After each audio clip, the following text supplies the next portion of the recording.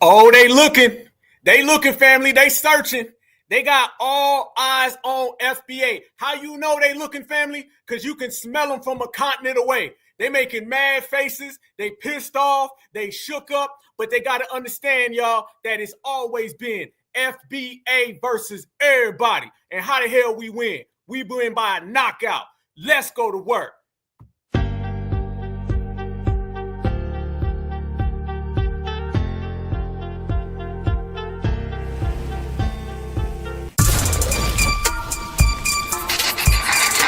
That's our motto. We want freedom by any means necessary. I might be anywhere, but when I leave, you remember I said the last words on my lips, I am a revolutionary.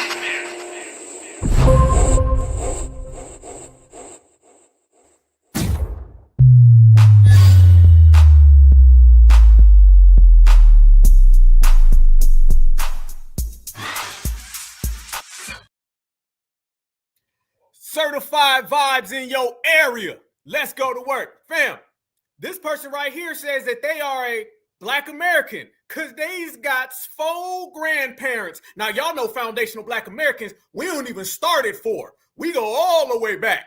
But that's the new hustle. These people right here, they running around saying FBA is a hate group. This guy right here that we showed last week, we to confirm he's an African. Talking about we going to go by Mana Lafleo, we going to go by Mufasa, you going to go by sit the hell down, and we going to roll call. Let me know. City, town, state, region, zip code, area code. If you're on code, we represent. Where my certified 100 in the place. Let's see where you at, family, because we going to do some real regulating because it's FBA all damn day, certified all the damn time, and these people out here more jealous than they was yesterday, and they going to stay jealous because when you're foundational Black Americans, you're exceptional, and everybody else is just a bunch of jealous haters. Where you at? We right here. Let's go to work. On one. You know, Black Alpha, whole family with us. I see my brother Sage, Brooklyn in the house. Savannah's in the building. California, North Carolina in the building. Watts, what's popping? 202 in here. 704, Dallas, Texas. I see Buffalo in the building. New Orleans, what's happening, baby? I see Columbus in here. I see Columbia in here. The 404 in the building. I see Strong Island, NYC in the place. Boston's in the place. Kansas City, Kansas. Shout out to the team. I see everybody in here. We locked and loaded. We ready to go to work, and we going to stand on lineage business. We going to push certified principles, and we going to let everybody know it's FBA versus all y'all. Let's make it Black Americans against the world. That's just what it is.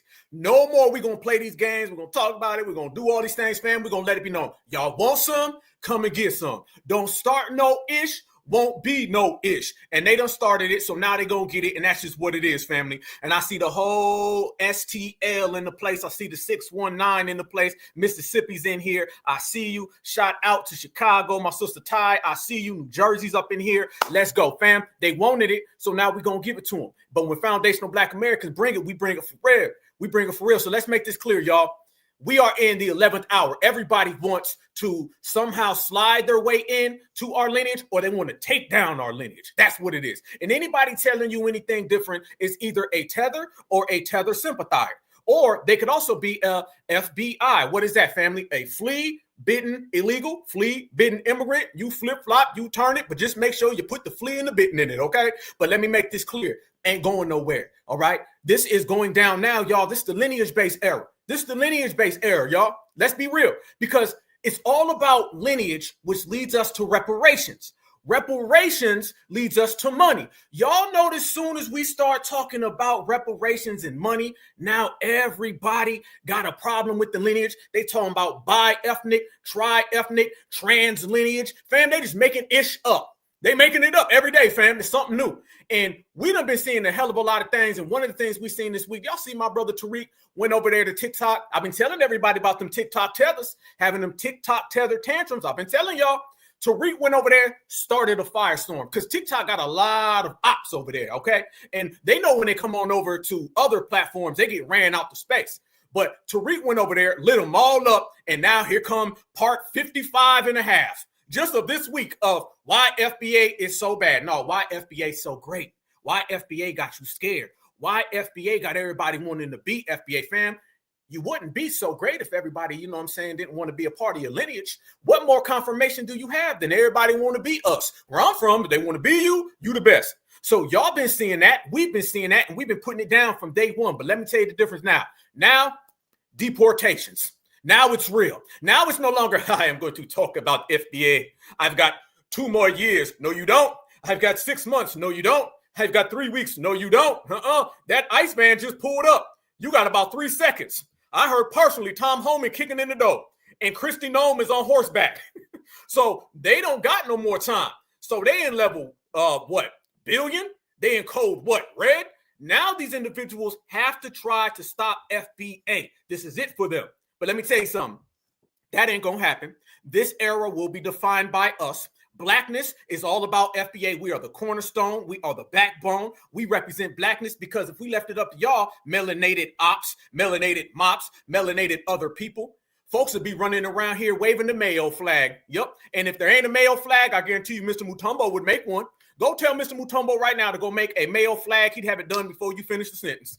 They mad because we the only people who stand on certified business. They're mad we're the only ones that stand on business and represent where we from. All the tethers out there, because I know y'all be watching, fam. Y'all know I got tether stalkers. They be in there screenshotting my photos. Get some photos of your girlfriend, okay? I don't think your girlfriend or your blow-up dog gonna be so happy when she look through your phone and it's got a bunch of pictures of Black Alpha and Tariq Nasheed, Marcel. Quit worrying about FBA men and Black American men's DICK and get the DICK from Mr. Mayo out your mouth. That's what I'm saying. So family, if you want to confirm why we're so great, if you want to confirm why we stand on the most business, fam, let me go ahead and make this clear for the tethers that are watching. If I were to say it loud, how would y'all finish that sentence? Go ahead, fam. How does that phrase end? We ain't sit down and talk about it. We ain't discuss it. We ain't wrote this down.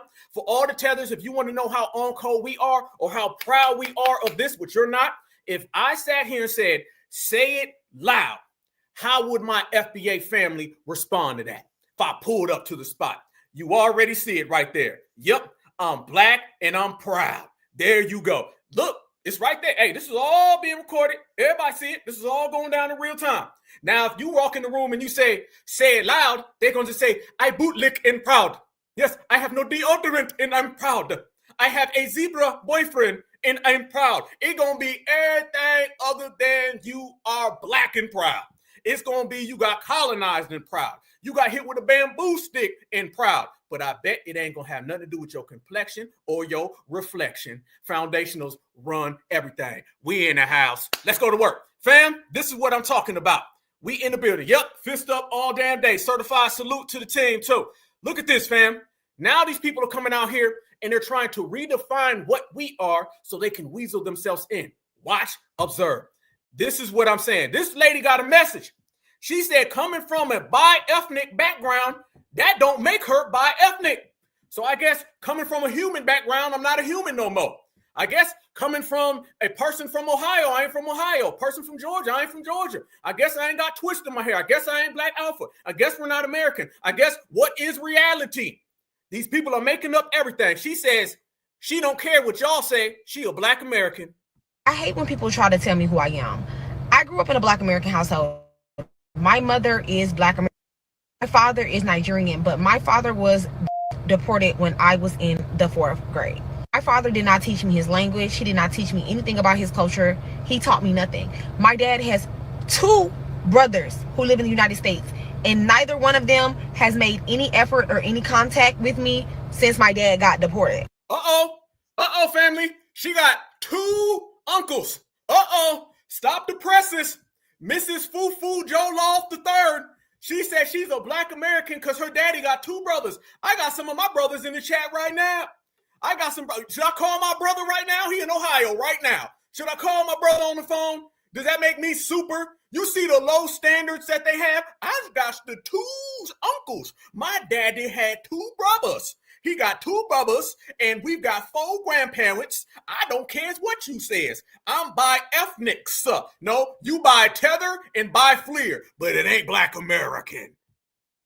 I graduated high school. I graduated college. I have a master's degree in business. And do you think that I heard from any of these people in any shape and or form or any of those accomplishments in any type of way. Absolutely not. When my daddy got deported, they essentially cut ties with me because they don't like Black Americans. So they didn't want to have to deal with my Black American mother. I do not identify with that side of my family. Growing up, I didn't have any animosity towards them, but as a grown adult, I can see just how little they thought of me when you think about how close-knit Africans really are, right? And all of their kids have African parents. So I don't know if it's just because my mother's American or what the deal is really that. But my entire life, I have been bullied for being half African. And it's so crazy to me because I don't want to say y'all are looking down on me, but y'all are picking at me for a culture that I've never even identified with. A culture. Freeze. First off, ain't my problem what you identified as. Second off, did she just go on a whole diatribe about how bad her African family is? Sounds like you need to make amends with them. My uncle and my auntie and my cousins, they not want to talk to me. They not say nothing to me. Sounds like you need to go have a conversation with them family. Are these tethers trying to have a damn Jerry Springer session with us? Is this what this is? I'm tired of these fleers and they fleer drama. All of they hurtness. Y'all need to go heal somewhere. Go heal. And by the way, if Black folks were saying all those mean things to you, what did the W's ever say? Y'all notice that, right? You notice they never tell you what the W's called them. They don't ever talk about getting bullied by the W's. Now, either they're living in some reality that don't nobody else live in, or they don't mind it because when the W's talk about them, it's still attention to them. Sounds like you are lost in the sauce. Your ass is confused and abused. You on the wrong track and the wrong train. You a tether with no instructions, so you headed for self-destruction. Get your mind right. Get off the tether therapist seat and talk like a grown-up. That I virtually know nothing about. It's so crazy to me how like an entire community can try to deny me something that I literally grew up in my entire life. Even my own cousins, like my cousins used to tell me that I wasn't a Kendrick, which is my family last name. Freeze. Notice that she said we're denying her from being a Black American, but she says that she's denying herself from being bi-ethnic. Wait a minute now. So you're not acknowledging the African. Isn't it funny, y'all? They always tell us, y'all don't want to accept being African. This woman right here is telling us that she don't want to be African either. Why are you worried about what FBA? We don't say we African because we not African. There's something called the Atlantic Ocean. There's 2 different continents. There's a different hemisphere between us. There's thousands of years between us. She ain't got none of them excuses. So why are you mad at Black Americans for saying we're not African when we ain't African, but don't nobody say nothing about her when she is African and denying it? Sounds like you got a denial problem with that person in the damn mirror. Why are you on TikTok talking to me? They don't want no problems. Which I think is so crazy because all my mom has 5 sisters. So none of their last name is Kendrick to begin with. But that was just them like ostracizing me from the family because my father is not Black American. To be continuously ostracized from a community that I have so much claim to. Mind you, I think I know more about Black American history than most of the Black people that I know, period. Here we go, y'all. Here we go. Now watch that anti-Black American hatred start coming out of this lady. Watch her start going into these racial tropes. She gonna start talking about not being from the hood. She gonna start talking about Bootsy. She gonna start talking about Black ghetto movies. Watch all of that African gonna start popping out. The same African that she claims she didn't grow up around. And like somebody said in the chat, I don't think she is half. I'm gonna be real with you. I don't think this woman got an ounce, an iota, a smidget of Black American in her. I think that whole damn story's bullish. I think she's coming out right now trying to perpetrate the fraud, and watch how she starts talking all that anti-Blackness. Here we go. Y'all just by nature. Real life hood listening to Boosie and be serious. A lot of y'all just ghetto. Y'all think because y'all ghetto as fuck, y'all eating fried greens and collard greens and that y'all blacker than everybody else. That's always the argument though. That's always the critique. I'm not saying that y'all gonna say that's a stereotype. I'm not saying that. I'm not stereotyping nobody. Like I said, I had identify as a Black American. Y'all can't tell me who I am just because y'all feel like I have an African father that I'm supposed to identify some type of way. Stop. I just did. You ain't Black American. What you gonna do about it? What you gonna do about it?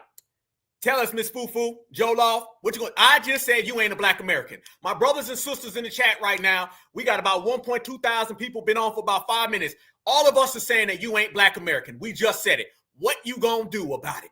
You gonna be quiet, you gonna make a TikTok video, and you gonna dump all your trauma onto that damn camera, but you ain't gonna go back and forth with us. You ain't a Black American.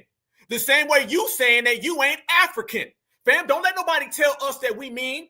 We telling her she ain't an American, and she's telling us she ain't African. So if she gon' ain't, then we gon' ain't. You are saying you ain't African, I'm saying you ain't an American.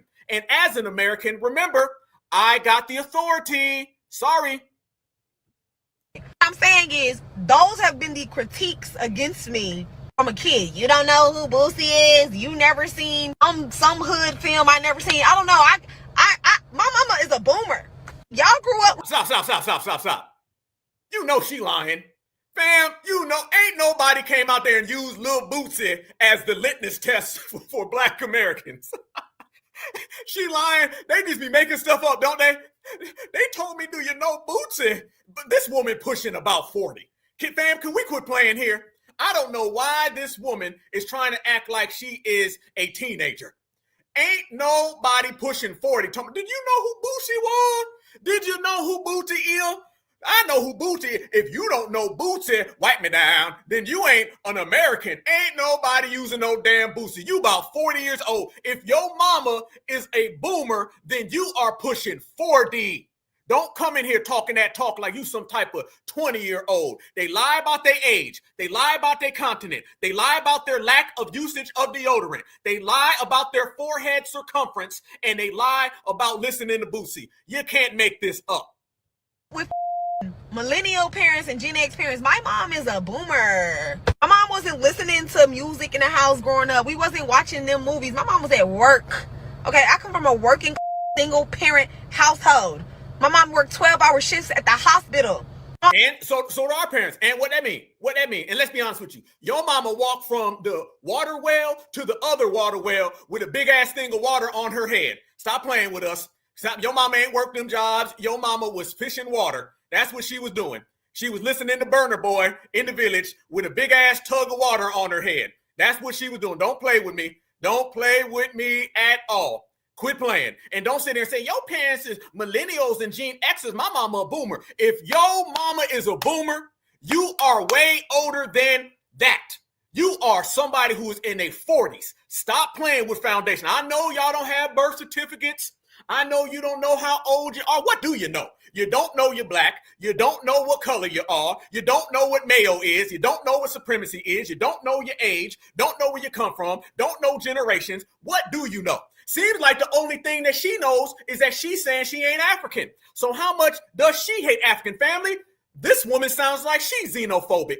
She sounds like she is xenophobic of her own people. And your mama is a boomer. That means your ass is a Gen Xer. How in the hell, family, she saying she got a mama that's a boomer, but she acting like she's a millennial? Talk to me, family. This woman is claiming to be a millennial. Let's be real. Millennials listen to Little Bootsy. Let's be real. So your mama's a boomer, but you listen to Little Bootsy. Your mama's a boomer and you a millennial. You skipped over a whole damn generation. Last time I checked, the generation now gives birth to the next generation. Then the next generation gives birth to the next generation. Somehow, Miss Joloff, number 47, done skipped over 5 damn generations. This is how pathetic they are and how desperate they are to be foundational Black Americans. They gonna skip over centuries, but they don't ever skip over Karen and Ken, though, do they? Mom is a veteran. Like, everything y'all be talking about, you cannot tell me who the I am. You don't know me, bitch. I hate to take it there, but I will. You trying to explain my identity to me as if I'm not living this like in this body is crazy. As a Black American woman, I have watched the system beat me down in every way. At jobs, at school, my brother was in the prison industrial system, my daddy got deported. I know all too well. Wait. I'm sorry, fam. I'm 100 miles an hour right now. Y'all know how we do. Man, this Black Alpha fam, this is what we signed up for. Going to work. Going to work, we ain't tap dancing and we ain't slow rolling. We rotating. Family, did she just say her brother was in the prison industrial complex? I thought your mama lived so good. I thought your mama had 5 jobs. I thought that you didn't listen to Little Bootsy and all that ghetto stuff. She just sat there and said Black Americans are ghetto and then told us that her brother's a jailbird. Your brother is in prison and you trying to talk about ghetto. You better quit worrying about our hood classics. You better quit worrying about Friday, Money Talks. You better stop worrying about Harlem Nights. And you better worry about why your brother in them damn handcuffs and your daddy got deported. That's what you better worry about. This is tether projection. She thought we was going to not catch that. See, the problem with them is that they don't believe that we going to be sitting here certified regulating in front of thousands of people and calling all of that out. You're about 45 years old. Stop playing. If your mama's a boomer, you would be a Gen Xer. And ain't nobody running around here talking about no damn Bootsy, and they are that old. You are somebody who grew up listening to probably some damn want to be Bootsy. You was listening to Little Bushmeat. You got the B's in there, but it wasn't Little Bootsy. That's what it is. And you better worry about why your daddy gone from deportation and why your brother's in prison. We got all the tethered dirt and we putting it in the street. The harsh realities of being Black in America. Ain't nobody take that away from me, period. Granddaddy was a lieutenant next to the Honorable Elijah Muhammad. My mama went to school with Malcolm X kids. Y'all. My family is a walking part of Black American history. Whoa, boy, she got that right there. What she be doing when Ken comes around? Y'all know what I'm talking about. Fill in the blank. Fill in the blank the same way Ken fills in that hole. Listen. So now she's telling us that she got grandparents that was around the Honorable Elijah Muhammad. I thought you said that your mama was a boomer. I thought, wait. If your mama's a boomer, how in the hell did you have a grandparent around the Honorable Elijah Muhammad? That math ain't mathing. You better get your 2s and your 4s together. You better cross some of them T's and dot some of them I's. I know in Africa, y'all want to dot some of them T's and cross some of them I's. I understand that. You ain't making no damn sense. How in the hell can your mama be a boomer, but your grandfather was around, I'm assuming Malcolm X, and I'm assuming the Honorable Elijah Muhammad? No. Your damn people was around Nelson Mandela. That's who it was. And Idi Amin Dada.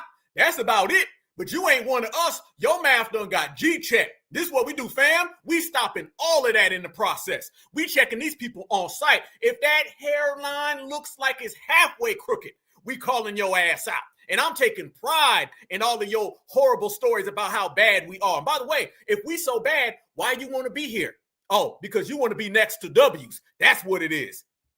Who the f*** are you, b****s? Nobody. Remember that, ho. Don't ever come to my page trying to tell me who the f*** I am, because you don't know me for a can of paint. But I hate when people try to tell me who I am. I grew up. I'm telling you who you are. You are once, twice, 3 times a fleer.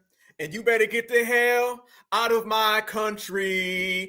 And you can take your mama or whoever else with you. Somebody said a time-traveling tether. There you go. Fam, she done made the Honorable Elijah Muhammad like 255 years old, okay? I don't know what her dates are, fam. They don't know nothing. But one thing that I know for certain is, why didn't you make that video about Donald Trump and ICE? You should have made that. Why are you making that about us, fam? What I told you last week, I said they be locked up and they be saying, I got to make a video about Black Americans, got the handcuffs on them, and still want to make a video about us. Shouldn't that video be made about ICE? Why are you making videos about Black Americans? You ain't say nothing about Donald Trump. You ain't say nothing about deportation. That's what's happening to your people. That's what's happening. So, fam, what we're doing now, we're shutting down all of these misnomers, these lies, and straight up BS. We getting straight to the point. I tell people all the time, Tethers ain't out here to get 22% of you. They don't respect foundational Black Americans, and we don't respect them. So we just going to be some not respecting MFers in the building, in the place. Ballers going to ball, haters going to hate, and they stay hating. That's what it is. Nothing she said added up. There ain't no such thing as a time-traveling tether. Either your ass is the tether today, your mama was one yesterday, your great-grandma was one before then. And what they doing now, y'all, is they running with that 4 grandparent thing. We was talking about that. And by the way, when I posted this earlier, somebody in the comment section on the post in the community tab was like, well, you do got 4 grandparents, don't you? Yep. And we got thousands, millions more from right here in America before them 4. Don't be opening them doors. Fam, you got to be cautious now. Somebody going to come around. They're going to try to crack that goddamn window open. They're going to say, come on in, Tether. Fam, you got a bunch of these Tether sympathizers who are out here. And they don't really want to get rid of the Tethers. They still want to be plugged into the Tethers. You got to be cautious. You got to check the Tether and the Tether escort. That's what you got to do. Don't hit me with no damn 4 grandparents. FBA and on that. And fam, let's be real. Fam, can we go there? Most of us, when we talk ancestors, we start in our great-grandparents. When we talk about our regular grandparents, our 4 grandparents, we talk about them like right now.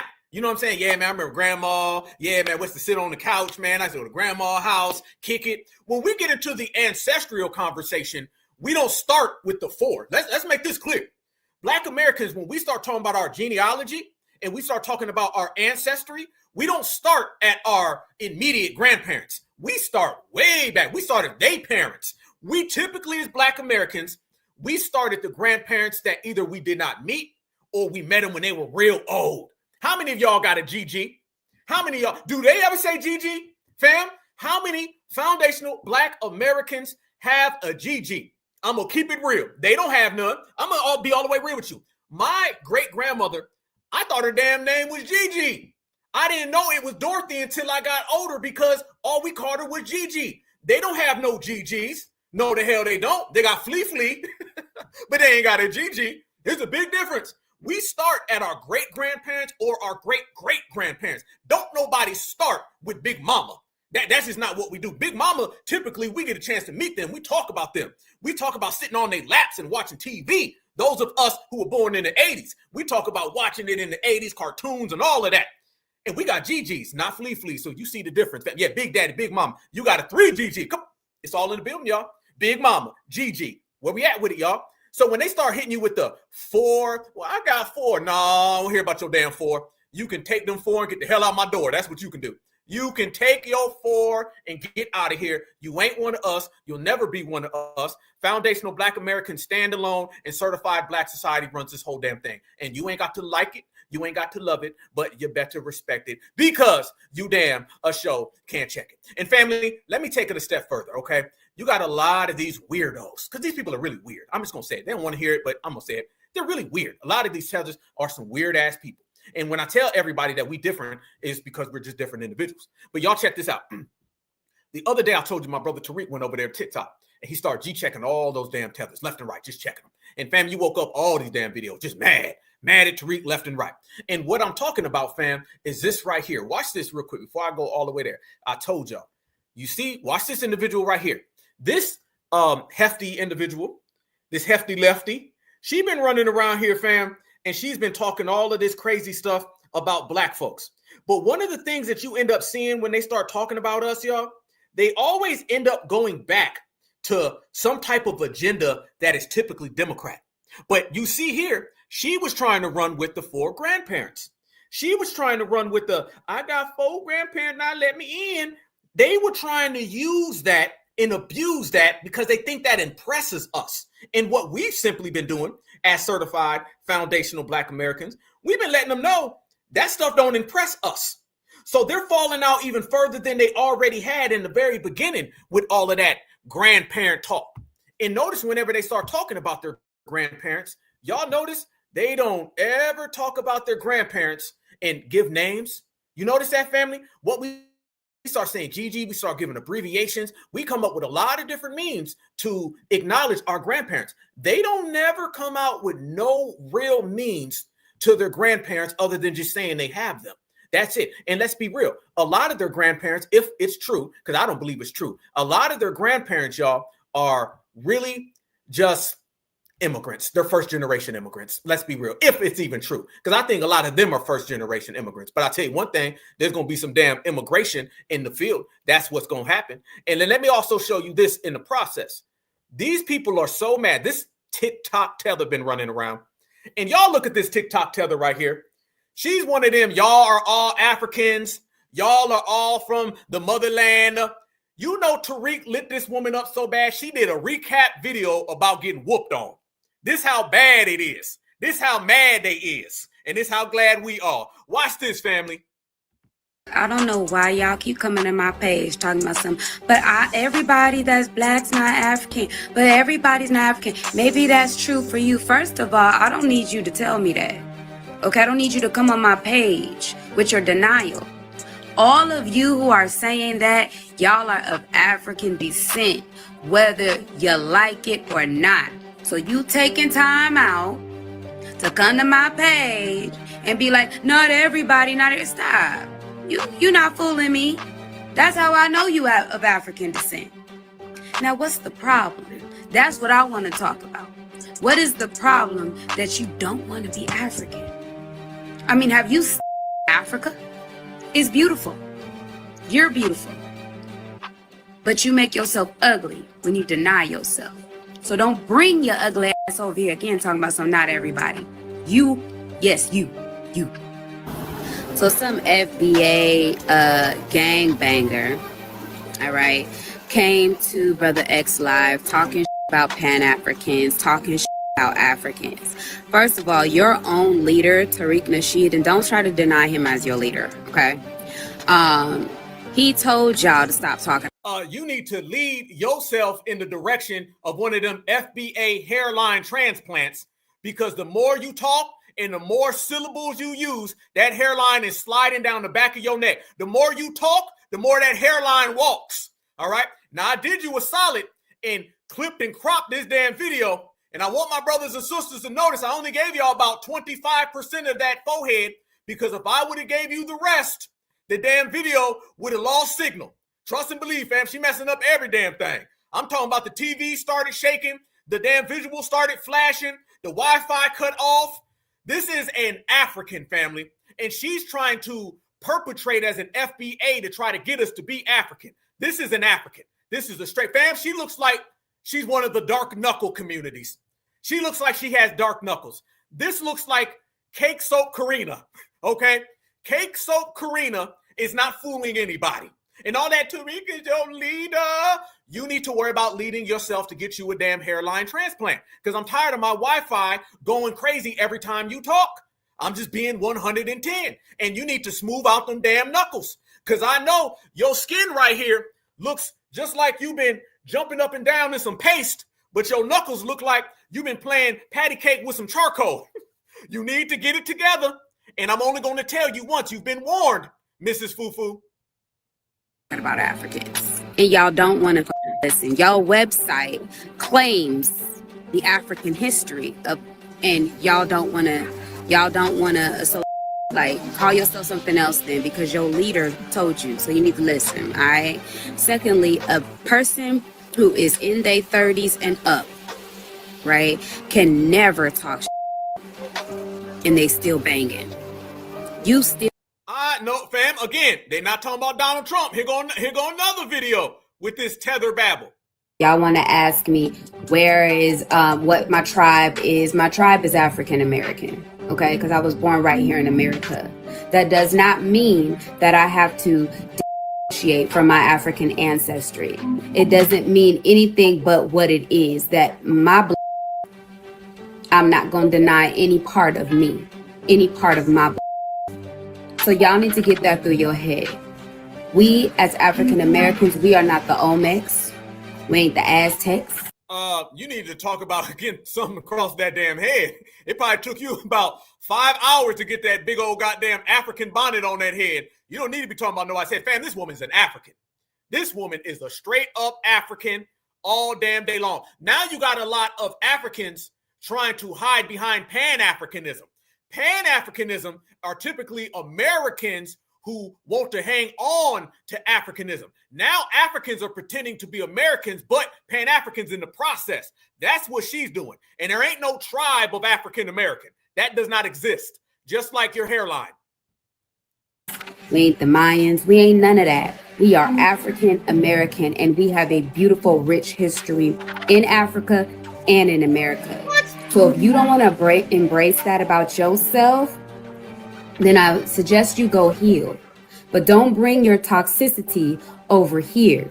And for you racist natives, not all black people want to be you.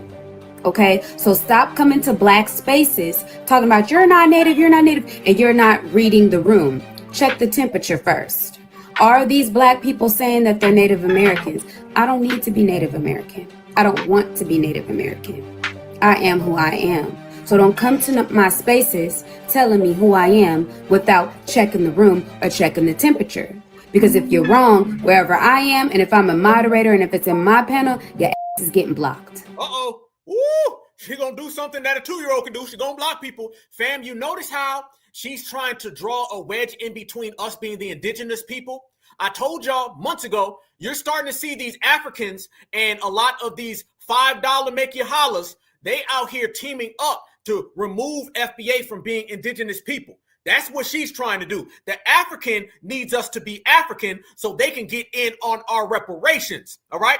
The $5 make them, you know what's holler are the ones who want to remove us from being indigenous because they've already stole our identity. So you're seeing this tether combination going on right here.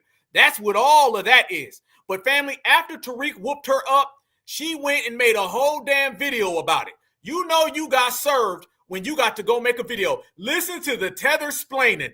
Y'all ass to the front and tell Tariq Nasheed the next time Hoodoo Valley decides to give you some heat, don't be a b****. Now you talked about how I had caked up makeup on, but in that picture that you was judging, I had no makeup on my skin. I had eyeshadow on and I had lipstick on. Alright, so caked up where? Now right here I don't have eyeshadow on. I got lip gloss. I got no makeup on my skin. So am I still caked up makeup? Boy, she's explaining that she hurt. She wobbling. Them knees is buckling, y'all. Tariq done bothered her. Tariq done got under her skin. Tariq done hit her with that tether KO. That TKO, tether KO. I got lipstick that I bought for $2.99. It was on sale. In September, it's $1.55, but it came with some Skittles. So it was 2 for 1 special. I got some eyelashes. They say this is made out of real zebra tail. It was shipped in last month when y'all had the African boycott. Does this look like makeup I got on, Tariq? Tariq, does this look like what you said about me? I got my hair done yesterday. It took long. I took a nap, and when I woke up, it was just too hard for them to do, but I paid them anyway. And then on top of that, now I got some mascara from Madagascar, where my daddy's from. I got some new hairline coming in. It looked like y'all FBAs explaining yourself. You explaining. I thought you didn't care. I thought you was running things. Tariq done did that. I guarantee Tariq ain't thinking about you. I guarantee you he ain't spending no time talking about what you got going on. You over here making a recap video about getting roasted, telling us how you got some lipstick on sale for $2.59. You lost, homegirl. Accept this damn L. If y'all would accept these FBA L's that we hand you as quick as y'all accept that bamboo stick that Mayo hands you, you might be somewhere. Now, well, let's stick to the topic and why you tried to go to looks. You tried to go to looks because you couldn't answer the simple question. And that simple question was, what is the end goal for the FBAs? That's it. Then you asked me who my people are, where my family from. You were talking about who my ancestors were. So I said my family's from Nigeria. Then you told me that I wasn't a black American. Uh-oh. Family from Nigeria. Family from Nigeria. That sounds like it's an African to me. I'm going to start calling her the Nigerian nostrils. Fam, her nostrils are bucking. What did I tell y'all the other day? I said, you know they down bad and they upset when the nostrils start bucking. Can we go back to the days when just the eyes bucked? FBA done whooped and served these people so damn much. They done transitioned from bucking their eyes to bucking their nostrils. She looking like she just got done running a marathon. This is the Nigerian nostril who got some $2.59 lashes and she got a $1.99 lipstick from the dollar store. She got it from Tether Temu. This is what it is. Tariq, you couldn't answer the question. What's the end goal for FBA? The end goal is the same as the beginning goal. You ain't invited. There you go. Don't worry about me. Case closed. Wash your hands. Get out of here. Nigerian nostrils, you lost. When I tried to explain to you that I was, you tried to cut me off. You knew I was, and if you didn't know I was, then that's the problem. You don't know the difference between your own people, right? You want your own identity. You don't want to be associated with Africa, but you can't tell the difference between a black person born in America and a black person born in Africa. You're a joke. So FBA. Well, she mad you a joke, Tariq. You was a joke, Tariq. Well, how dare you say that to me? And that hairline is doing an oval. Boy, that thing doing a damn oval on top. That he should have been able to answer, but he couldn't pimp his way out of. So he didn't answer. Instead, he resorted to insulting me. Then when I insulted him back, you guys say, oh, you shouldn't have called him out your name. You must be single. None of them is true. And if he gonna call me out my shit, oh, I'm gonna get out. She talking about her dating life. Y'all gonna say I'm single? I'm not single. Mr. Mutombo is a good baby daddy. Mr. Mutombo loves me. Mr. Mutombo got a visa. Mr. Mutombo came here and went to college. He actually uses lotion. Mr. Mutombo is a good man. Fam, foundational black Americans got this woman bucking her nostrils, talking about her cheap ass makeup, talking about her dating life. She's running around here complaining, crying, broke down and battered about what Tariq said, and Tariq forgot about her soon as she got kicked off the space. As my good foundational black American brother Tupac Shakur once said, Tupac said it best. He said, you tell me who won. I see them, they run. There you go. Fam, these people out here getting served. They getting served. They don't know what to do. I ain't never seen a tether run around here and start talking about their dating life. They talking about their dating life, y'all. You know they got, and you know you're dating a zebra. Stop playing. Quit playing with us, okay? And it's not our fault that people view you as an African. Maybe you are an African who's hiding it. I'm just keeping it real. Fam, it's not our job to split the difference. Foundationals know who foundationals are. We looking at you funny because you don't look like a foundational. The nostrils is doing this, hairline is doing that, and your mouth is doing this, but you still ain't said nothing. Not about Donald Trump, not about ICE, not about Tom Homan. You're just talking while the hairline doing some walking. Family, the foundational black American obsession is something powerful. It's just powerful. At this point, fam, it's FBA delusion. These people don't like foundational black Americans because we are stopping everything that they thought that they were going to get. That's what it is, fam. Let's be real. They thought they would have full access into our community by now. They are really upset that they don't have that full access. Yeah, she's a Nigerian. Absolutely. That's Nigerian nostrils. That's what that is. And she said her family's in Nigeria. She's trying to make it look like, oh, it's a distant family. No, it's immediate. It's immediate. And that's what it is. They don't like the fact that we don't identify as something we're not. But yet they identify something they're not all the time because they're not like us. So if you're not like us, then don't worry about us because we are not your concern. But they are so obsessed with FBA. Fam, there's a lot of things going on right now in this whole world. But foundational black Americans, let's be real, are cut above everybody. There's a lot of terms. There's a lot of different things people say. But let's be real. What moves the crowd is FBA. There's a lot of haters. There's a lot of people who don't want to see it. They don't want to see us win. They don't want to see us shine, but they know FBA is where it's at. They know foundational black Americans. Fam, when Fat Joe came out and he was running his mouth, what did he say? He said FBA, didn't he? Right? And Coulter, when she starts talking about black folks, she says what? FBA, right? When you go type in FBA on internet, who do you see? All these people talking about what? FBA. They're not talking about ADOS. I'm going to be real. Yep. They talking about FBA. Because FBA, foundational black American, that's the one thing that they cannot weasel themselves into. They try to weasel themselves into every other thing, but they just can't do it. They can't do it when it comes to FBA. Y'all seen just the other day with Conscious Flearoy.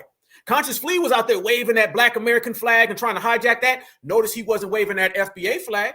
Notice he didn't go there because he understood with FBA, you ain't remixing that. You can't just say we're all black now.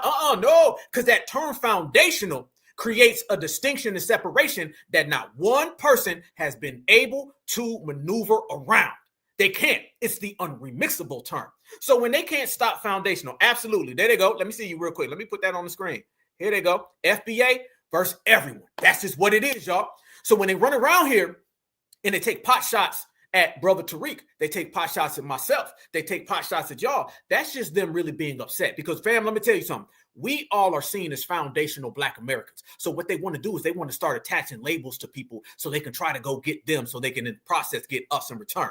That's what it is. FBA done showed up and ruined everybody. That's what it is, fam. And that's how it's just going to be, and it's going to stay there. And we only get stronger. We get stronger every single day, every single minute. Absolutely. We gatekeeping and not allowing people to have easy flowing access. Fam, right now, the Tethers thought that they would be it. The Tethers thought that they'd be in the community. They thought they'd be running stuff. They really believe that at this point that they would be Black Americans. They thought they'd be foundationals right now. That's what they thought. Yeah, they did. They thought that. They thought they'd be foundationals. And to be honest with you, fam, they have this obsession about us. And like we said, the obsession runs very deep. The obsession runs very, very clear. And they don't like the fact that we know where it's coming from. And let me tell you where it all comes from. Fam, I'm going to give you a little history lesson about this whole generation. This all boils back down to reparations. Fam, I remember two different things. Let me tell you what I remember, okay? Let me tell you what I remember. I remember when foundational Black Americans were not talking about reparations and nobody in the world wanted to be Black except for us. I remember before foundational Black Americans was pushing the line of reparations, everybody said that we not like them. And then I start to see that when we started to represent our reparations claim, then everybody wanted to be Black all of a sudden. Then out of nowhere, we all Black brother. Fam, it went from stay away Akata to we all Black brother. What's the one denominator? Reparations. I want everybody to understand these Tethers are not just running around here hating, jealous, and obsessed with us just because. They see dollar signs flashing. It's basically post-reparations, pre-reparations. I want you to put that in your mind, all right? When you start talking about this era, it's basically reparations before and reparations after. Before, we seen a whole different attitude from people. Before, it was, yeah, whatever. How come nobody came? Fam, what Black Americans used to say? They said, ain't nobody send no sailboats to help us. Ain't nobody offer no money to help us, to assist us, to give us anything. Nobody ever was concerned about Black America. Fam, I remember growing up, I'm not like Mrs. Fufu, who is a Tether time traveler, who got the 19th century and the 15th century all mixed up so she can be us. I know time. And time shows me, I remember growing up and nobody wanted nothing to do with Black Americans. Nobody wanted to say they was Black. The only people who were claiming to be Black were us. The only ones who were standing on Blackness were us. The only ones that was passing down the testimonies were us. The only ones who were fighting supremacy were us. Now everybody want to be Black. I can't walk down the street without seeing somebody false claiming Blackness. These people now want to go to TikTok and tell me how Black they are, bi-ethnic, trans-ethnic. Now I'm really a Pan-African and that means everybody. Hell no, stay over there where you were before we started getting reparations popping. Don't come over here now because you see some dollars. You better get them dollars and stay in your homeland. Think about it, y'all.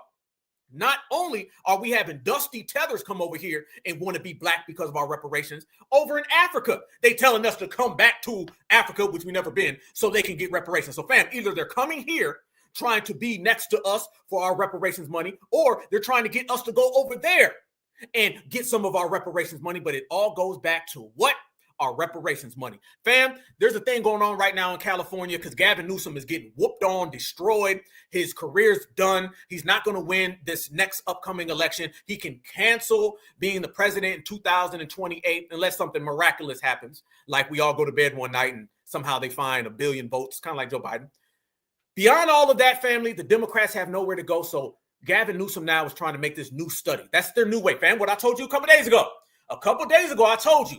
Them not getting us involved with the ICE protests was the last sign that Black folks are not rocking with the Democrats. Fam, a few days later, they coming out with another study. And let me tell you something. The study, just like the last study and the study before that, just like the fake detention of Black Americans and we going to get deported and Kamala's really Black and Barack Obama said, yes, we can. Just like all of that, this is going to fail because FBA ain't effing with none of y'all. But guess who comes out, family, and starts using this as a situation to dog Black Americans? Another African. Watch this right here, brothers and sisters. This is what I'm talking about. So you got two different things here. Gavin Newsom and his little hustle scam he's trying to do with reparations. And then you got these little Tethers coming out and they saying, Black folks, you not going to get reparations. This man is an African, y'all. Watch this. So Gavin Newsom vetoes a reparations bill that made its way to his desk out there in California. And it is high time that I sit you blackity blacks down and tell you guys that Santa Claus isn't real. You haven't laid a brick. You haven't laid an inch of wiring or pipe. Haven't even put anything down in this country, and you want to claim reparations. You want to claim that America owes you something for just being born. Listen, folks. Listen, y'all. You ain't ever going to get reparations. This is something that is never going to happen because the whole idea of reparations isn't real. It is made up by your liberal handlers. The sooner you realize this, the sooner your eyes would open to the real opportunities out here.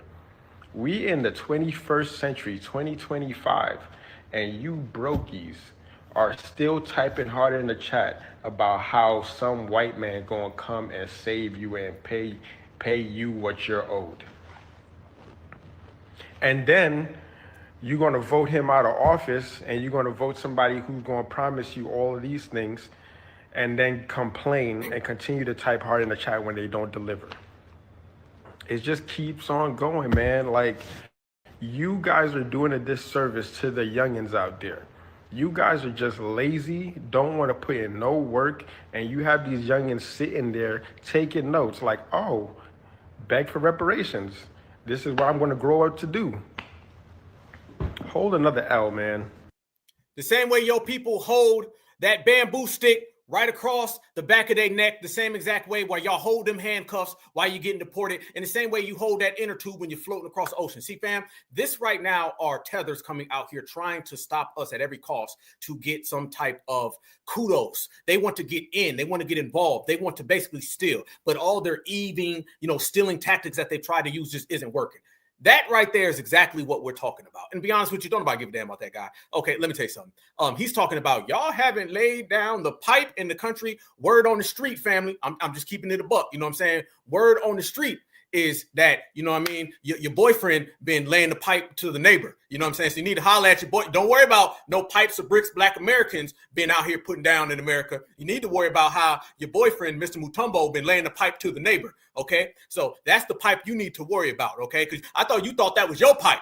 So he going to be fighting tonight about whose pipe it is. But I heard he been getting piped while his neighbor been piping somebody else. So they got the little pipe problems. And FBA out here just getting money, dog. That's all we doing, fam. And again, you worried about my business. But at least my business got the whole world moving. At least my business got us out here moving in masses. Our business got everybody talking about what's going on. Your business got the whole apartment complex wondering why your boyfriend threw all of your blow-up dolls out there in the front yard. Okay? You go to that guy's house, family, you're going to see a bunch of blow-up dolls thrown out in the front yard. You're going to see a bowl of Jollof rice. You're going to see some extensions and them fake-ass dreadlocks he got. And it's all because he had a domestic dispute with Mr. Mutombo, his lover.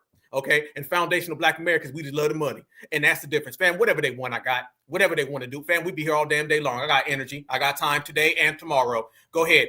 Get a number and take a seat, and I will have a foundational Black American come get with you. And like my brother Tariq was saying, I was on space the other night. And my brother Tariq was like, how he was over there. He's like, you don't want me to bring the FBA family. He said, I don't give a damn where. TikTok, wherever you want to see us, fam. Don't let them FBA riders pull up because we'll come there deep. We'll come there deep. He was, I seen Black Alpha. I was thinking about you earlier, Black Alpha. And he's talking about, I'll bring the brothers over there. I'll bring the sisters over there. They don't want us to get to popping because when we get to popping, these people end up crashing out. The proof is in the pudding. The facts remain. FBA out here standing on certified business, and that certified business got these people so down bad, and they're going to stay down bad. That's just how it is. And that's the way we're bringing it, fam, because you got to understand, we as foundational Black Americans right now, it's all about us. It's all about us. The lineage has to be protected beyond all costs. Because when you move further and you talk about advancements, you can't talk about advancements without talking about things that come along with those advancements. What's coming along with those advancements, family, is the fact that now more than ever, we got to be standing on certified business. How do you stand on certified business? I'm going to tell you how, and I'm going to show you how you do it. Certified business is meeting these people where they at and letting them know that there can be some wrecking, but there's going to be some G checking. Y'all check this out. This was when our brother Tariq pulled up on some of these individuals. You know what I'm saying? This is when that guy's little dreadlock fell out his head, but we going to get to that in a minute. When brother Tariq pulled up on these people, I want you to see the energy that Tariq had, and I want y'all to see why they've been making all these damn videos in the days after complaining and crying. They don't like getting whooped on. Well, they don't like getting whooped on by an FBA. They don't mind getting whooped on by a W. They love that.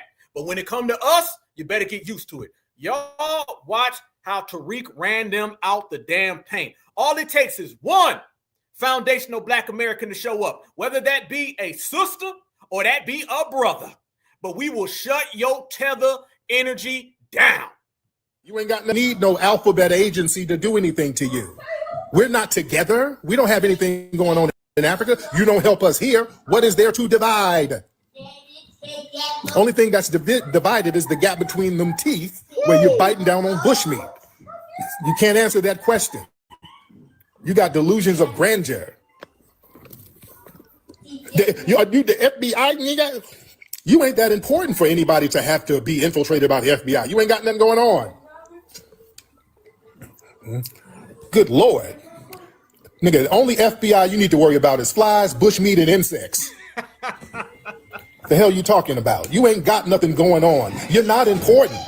You're a nobody. See, y'all have this delusions of grandeur. They come around us. Nobody pays attention to you. Nobody. You don't have anything. You don't have an identity. Nothing. Listen to what Tariq's saying, fam. Listen to what he's saying. They come around us because ain't nobody paying no attention to them. Fam, he out there tether slaying. Shout out to bro. This is how you bring FBA energy. Fam, let's make this clear. There's one foundational Black American brother right there on that panel, and there are thousands of tethers. And them thousands of tethers all got that smoke by one brother. Y'all have this delusions of grandeur. They come around us. Nobody pays attention to you. Nobody. You don't have anything. You don't have an identity. Nothing.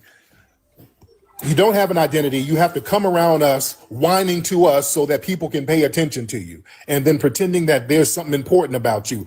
You're trying to stop all of our progress. What progress? You hopping on an inner tube, floating somewhere?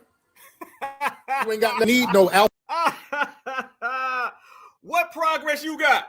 Tell me the progress, family. Oh, I got to play that back. Oh, that's got to come back 2 times. To us so that people can pay attention to you, and then pretending that there's something important about you. You're trying to stop all of our progress. What progress? You hopping on an inner tube, floating somewhere? You hopping on an inner tube, floating somewhere? You ain't got no need. Damn. Tell me what a lie. No lies detected. No lies detected whatsoever. That's what they don't like, but that's what they got to deal with. You see it, family. You know what it is. We know what it is. That's what you call an FBA wrecking. Came through, shut it all down. They fell all out the way, fam. Fell all out the way. That's how we've been coming at these people, fam. And notice, they don't have nothing. This is what I'm trying to tell everybody. The diaspora wars that they talk of, that's not a war. That's just you being jealous of FBA, fam. Somebody who ain't got nothing, they always got to make it look like it is something. You'd be surprised how many people want to say they got conflict with somebody who's successful. There's no conflict. There's no battle. The damn sure ain't no war. It's us doing what we've always done. Y'all, nothing's changed. We wake up every day. We go to work. We're exceptional. We raise our kids, and we just live our life. Eventually and occasionally, you see some flies fly by. And what happens when you see a fly? You get the fly swatter. Okay, and you know people who don't really take baths, there's a lot of flies when they walk by. People who don't have deodorant, there's a lot of flies, and we just swat the flies and go on and get paid. But what do they have is my question.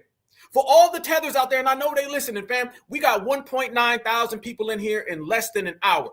So I'm asking y'all, and y'all know within 1.9 thousand, there gonna be some damn tethers in there. I hate you, Black Alpha. Let me screenshot all of your photos. Let me screenshot it and keep it for you. Fam, do y'all know there's a tether that had a damn picture of me, a picture that I don't even remember taking? This person done got on my Instagram, family, and went all the way. It had to take him 15 minutes.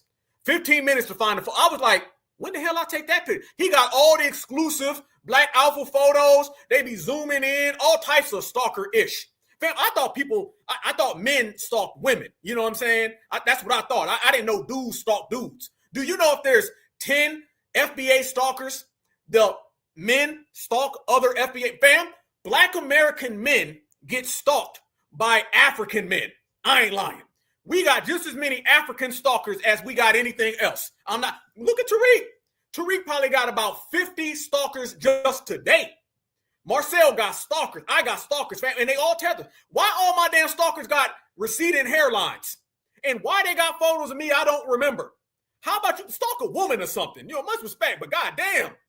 A man stalking a man, that is foreign to me. But that's what they do. And why do they do that? Because they ain't got nothing. And if you ain't got nothing, you desperate. And desperation means all you got is TikTok, deportations, and stalking other men. That's it. I see why your homeland is in the dirt. I see why your homeland is in ruins. Because your man is too busy out here stalking Black American men. What kind of stuff is that? Black American men getting stalked by African men. Getting stalked by Tethers. Fam, let me tell you something. When your men are stalking men from America, I'm not surprised that your continent is being cut up like a pizza and handed out to every Brad, Chad, Billy Bob, or Jethro that shows up. No wonder your homeland is in the dirt, because your men like to stalk Black American men. Damn tether stalkers, fam. That's what they do. And it's because they have nothing. We're dealing right now with the they don't have nothing crowd. That's what it is, fam. That's what we're dealing with. We got to be honest. We got to be real, y'all. We got to be real. You're dealing with people who don't have anything. So no wonder you get all of this chaos and all of this pettiness. They ain't got nothing. They worrying about us. Why do you think they always worrying about what we had for breakfast, what we ate, our music, the way we dress, the way we walk, the way we talk? Black Alpha's Instagram, Tariq Nasheed's Instagram. Why do you think they so worried about us, fam? Because they ain't got nothing. They just sit there and lose all day. So this is why now you're starting to see foundational say, okay, well, what you got? And notice whenever that comes up, the conversation's over. They be like, okay, space over, nigga. I can't do this no more. I've been on here stalking y'all and making TikTok video about Black Americans, but the conversation is over. So fam, they don't draw the line with the colonizer. They don't draw the line with deportation. They don't draw the line with the inner tube. They don't draw the line with famine. They don't draw the line with their village getting burnt down. They draw the line when foundational Black Americans ask them, what success have they had? Then it's all space over, nigga. How dare you go there? You are xenophobic. I have to go by. You see what I'm talking about? That's what I'm saying. Fam, look at this right here. These individuals are out here hating on us, and let me show you how foundationals have been responding. We still smiling. Look at it. Here we go. This was over the weekend, and this is why these people are tweaking. I haven't been on TikTok a year. I know that. But in my time of being on TikTok, I have never in my life seen so many motherfuckers mad at Tariq Nasheed. Like, every other swipe is about Tariq Nasheed. Like, and then when he telling y'all shit and he telling y'all the sources and he telling y'all to go just look it up, y'all get mad. Like, he got y'all shook like a motherfucker, and I'm here for it. I love it. Like, I bet y'all hate that he came on TikTok, but I'm sure he got tired of motherfuckers using his name and running it through the dirt. So he coming on this motherfucker checking the shit out of y'all, but Tariq got TikTok. Should have come. Tariq Nasheed got y'all crashing out on this motherfucking app, G. You got the xenophobic foreigners talking about some Tariq Nasheed. He's the Antichrist. Tariq Nasheed crashing out. You got the Hotep jailbirds. He ain't all that, man. Listen, man, I'm the real deal, man. He a fraud. You FBAs, y'all not the real deal, man. Y'all FBAs is a problem, man. And motherfuckers like, ain't you the one that was committing Grand Theft Auto and motherfucking stealing cars and you have an ankle monitor on? This ain't about me right now, man. It's about Tariq. Motherfuckers crying about me. That bitch ass nigga Leo Spell was up on Tariq Nasheed's live acting like a whole groupie. And that's on Mary's Little Lamb, on Crib, on Blood. Crying about how they can't motherfucking make money and shit on TikTok. Y'all gave that nigga a dinosaur and a Thor hammer and shit. Y'all was sending that nigga everything and I can't even get a rose. Man, I'm never fucking with y'all niggas again. Yo, like, you over here pocket watching. You supposed to be a person that got money and shit. But pocket watching, supposed to have money. There you go, back to failures, y'all. You can't check a bag on TikTok. Like, why are you worried about what the fuck people are sending that man, bro? And then y'all are trying to downplay him so much, but he's only been here for 3 days, surpassed a lot of y'all people talking shit, right?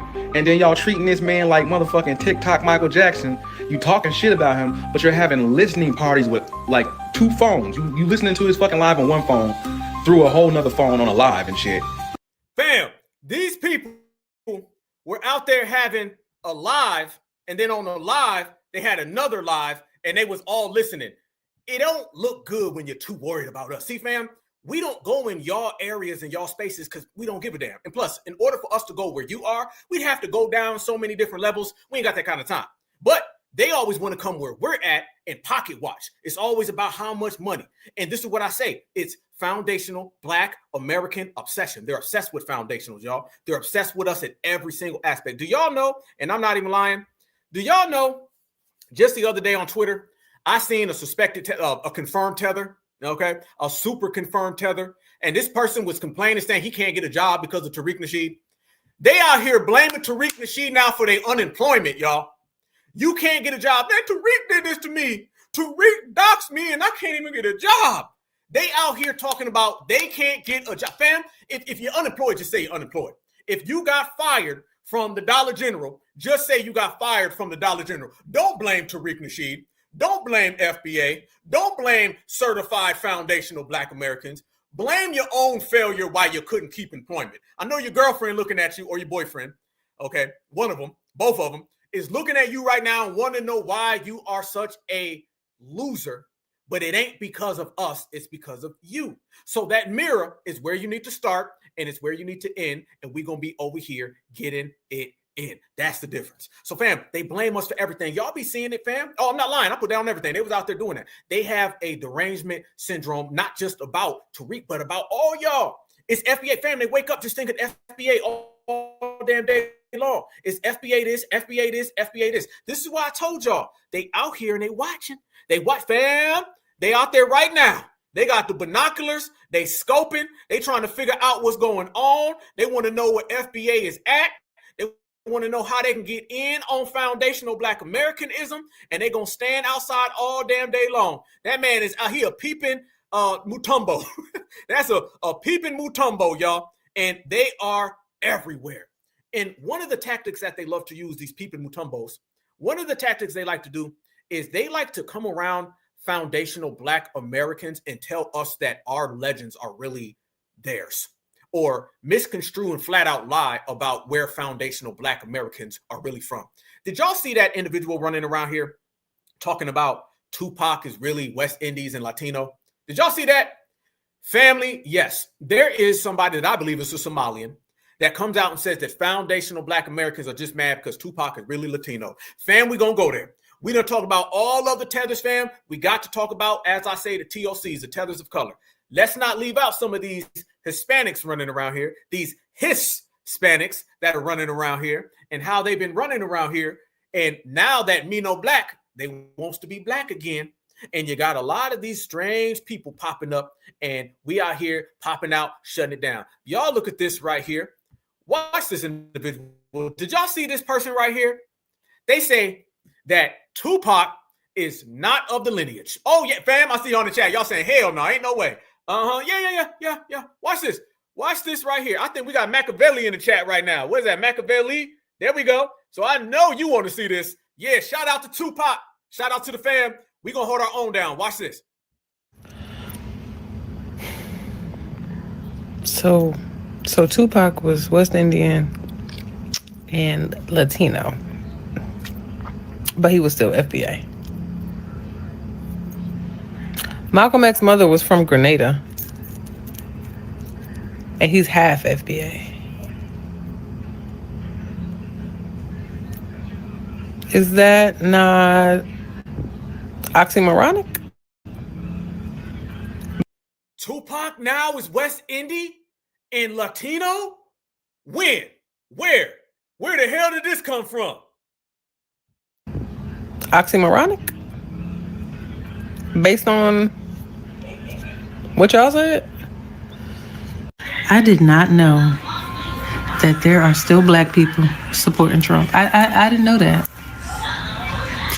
I'm so I'm between this being Black MAGA.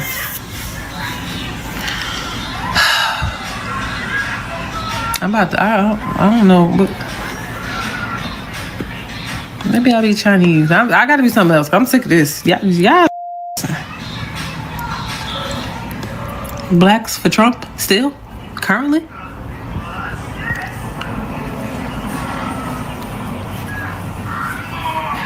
I wonder if the Asians is accepting anybody. You are not. We don't know where we come from. We don't have any culture. You know, that I've heard my whole life from Africans. Malcolm X is not the only Black activist with a Caribbean background.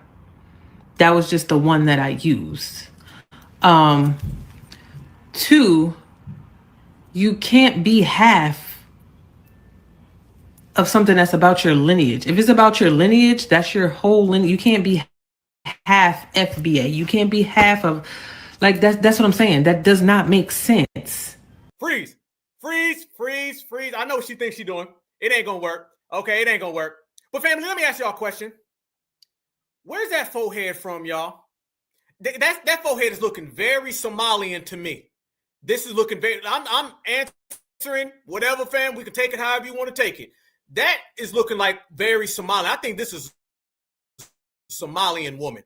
Let's be, fam, she's even got the gap. She's got that forehead. This is a Somalian, y'all. Let's quit playing these games in these streets today, y'all. Let's keep it what it is. That's a Somalian.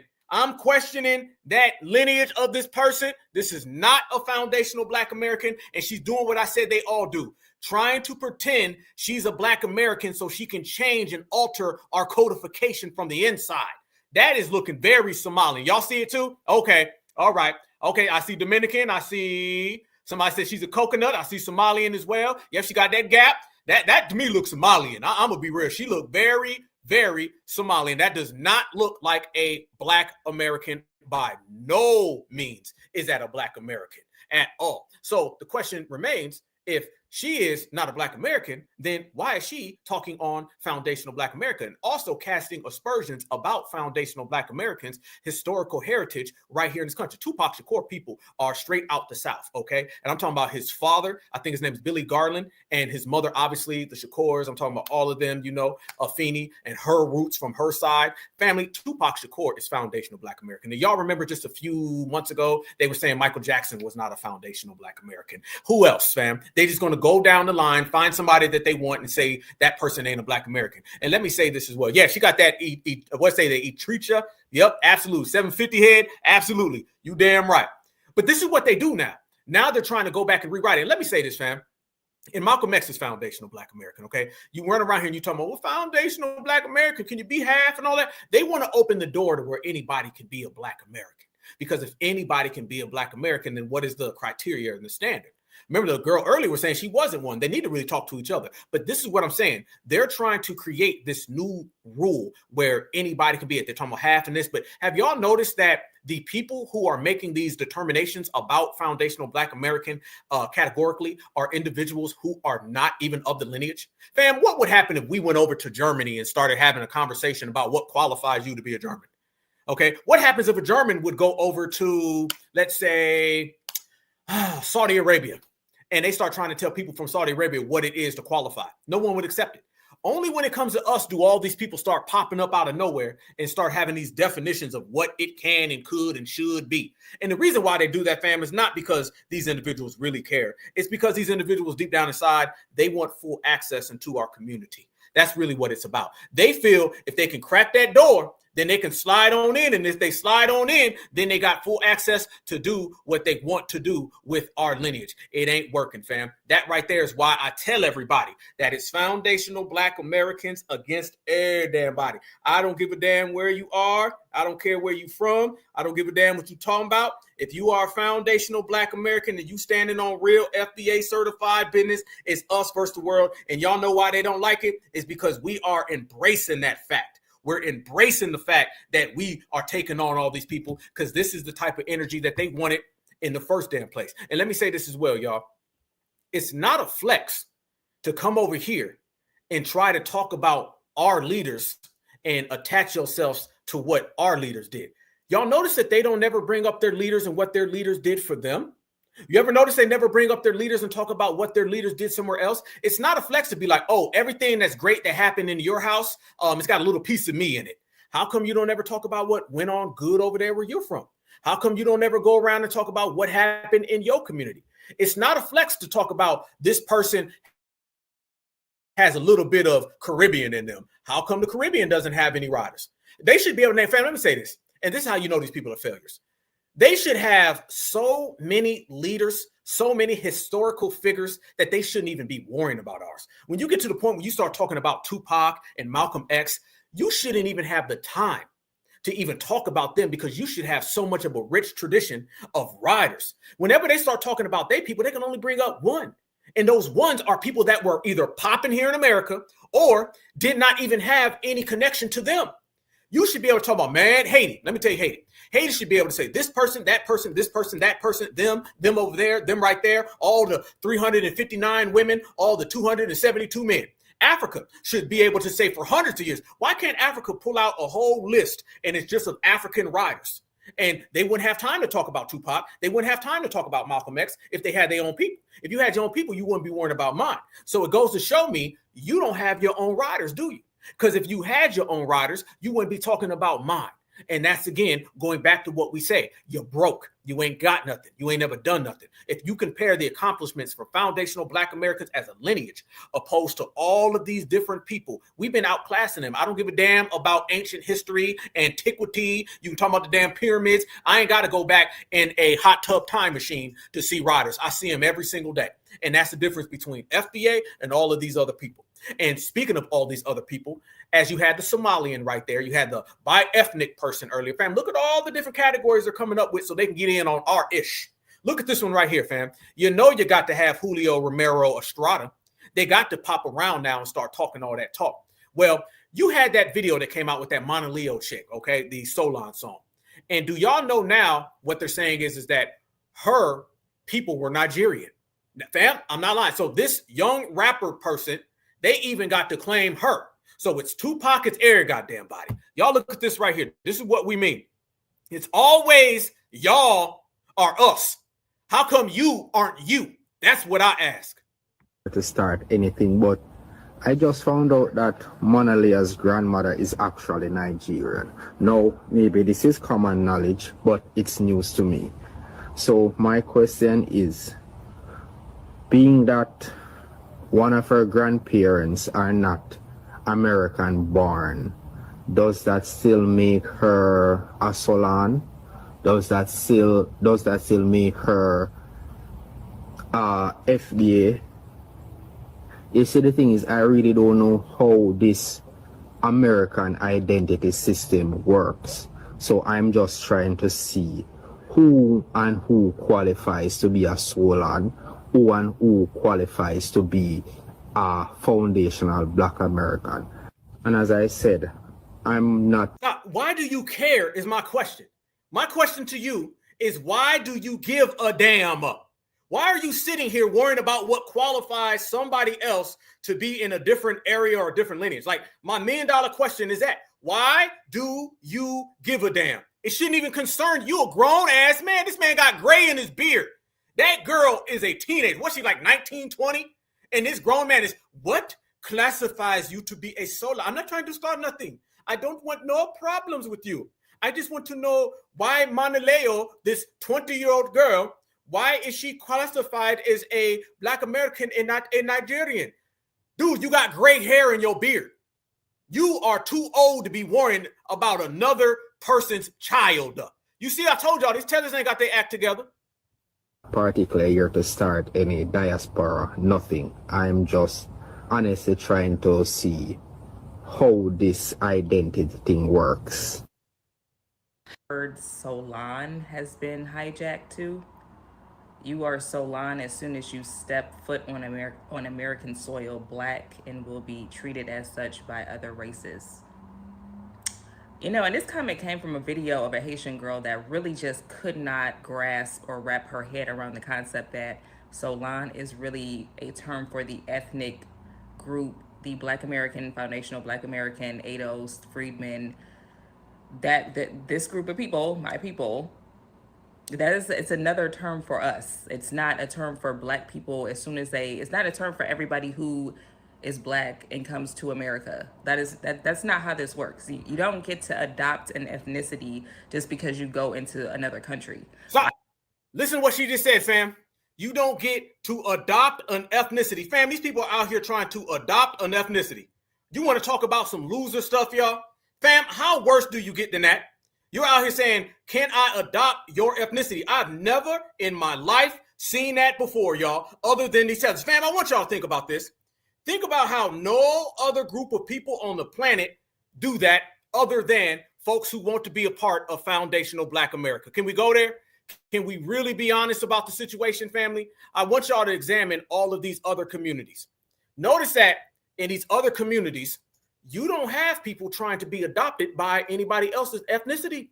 I've yet to see any German or any British or any Scottish or Irish person run around here wanting to know what classifies you, lad.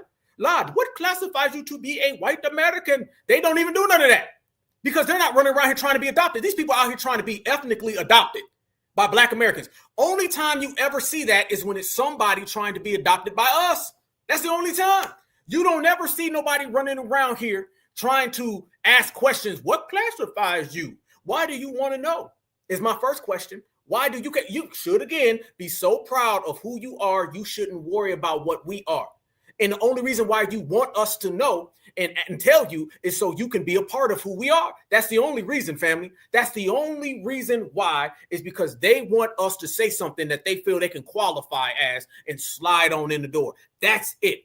And this man old as hell. And the other person says, you become a Solon soon as you step foot in America. No, the hell you don't. No, there ain't no birthright Solon. There ain't no birthright foundational. Let me say that one more time, family, okay? Let me say this crystal clear. There ain't no birthright Solon. The same way there ain't no birthright foundational.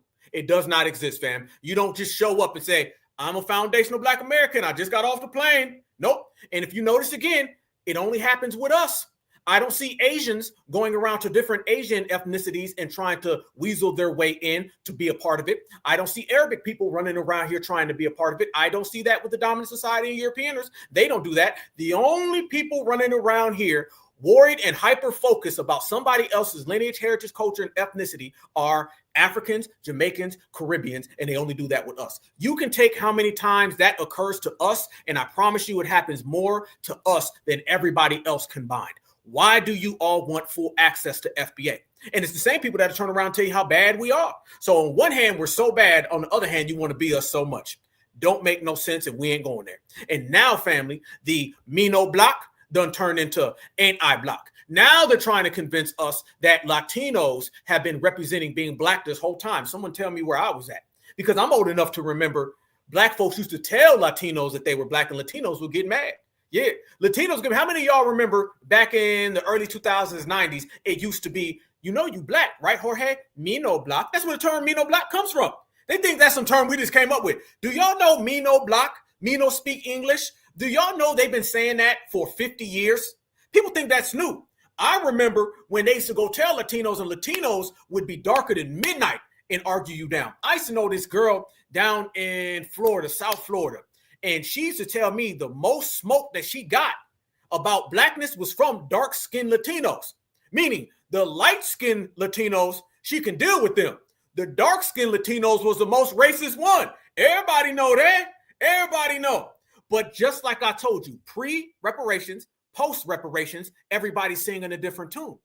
Now, the same people for 50 years who said me no block, now they want to be Black all of a sudden.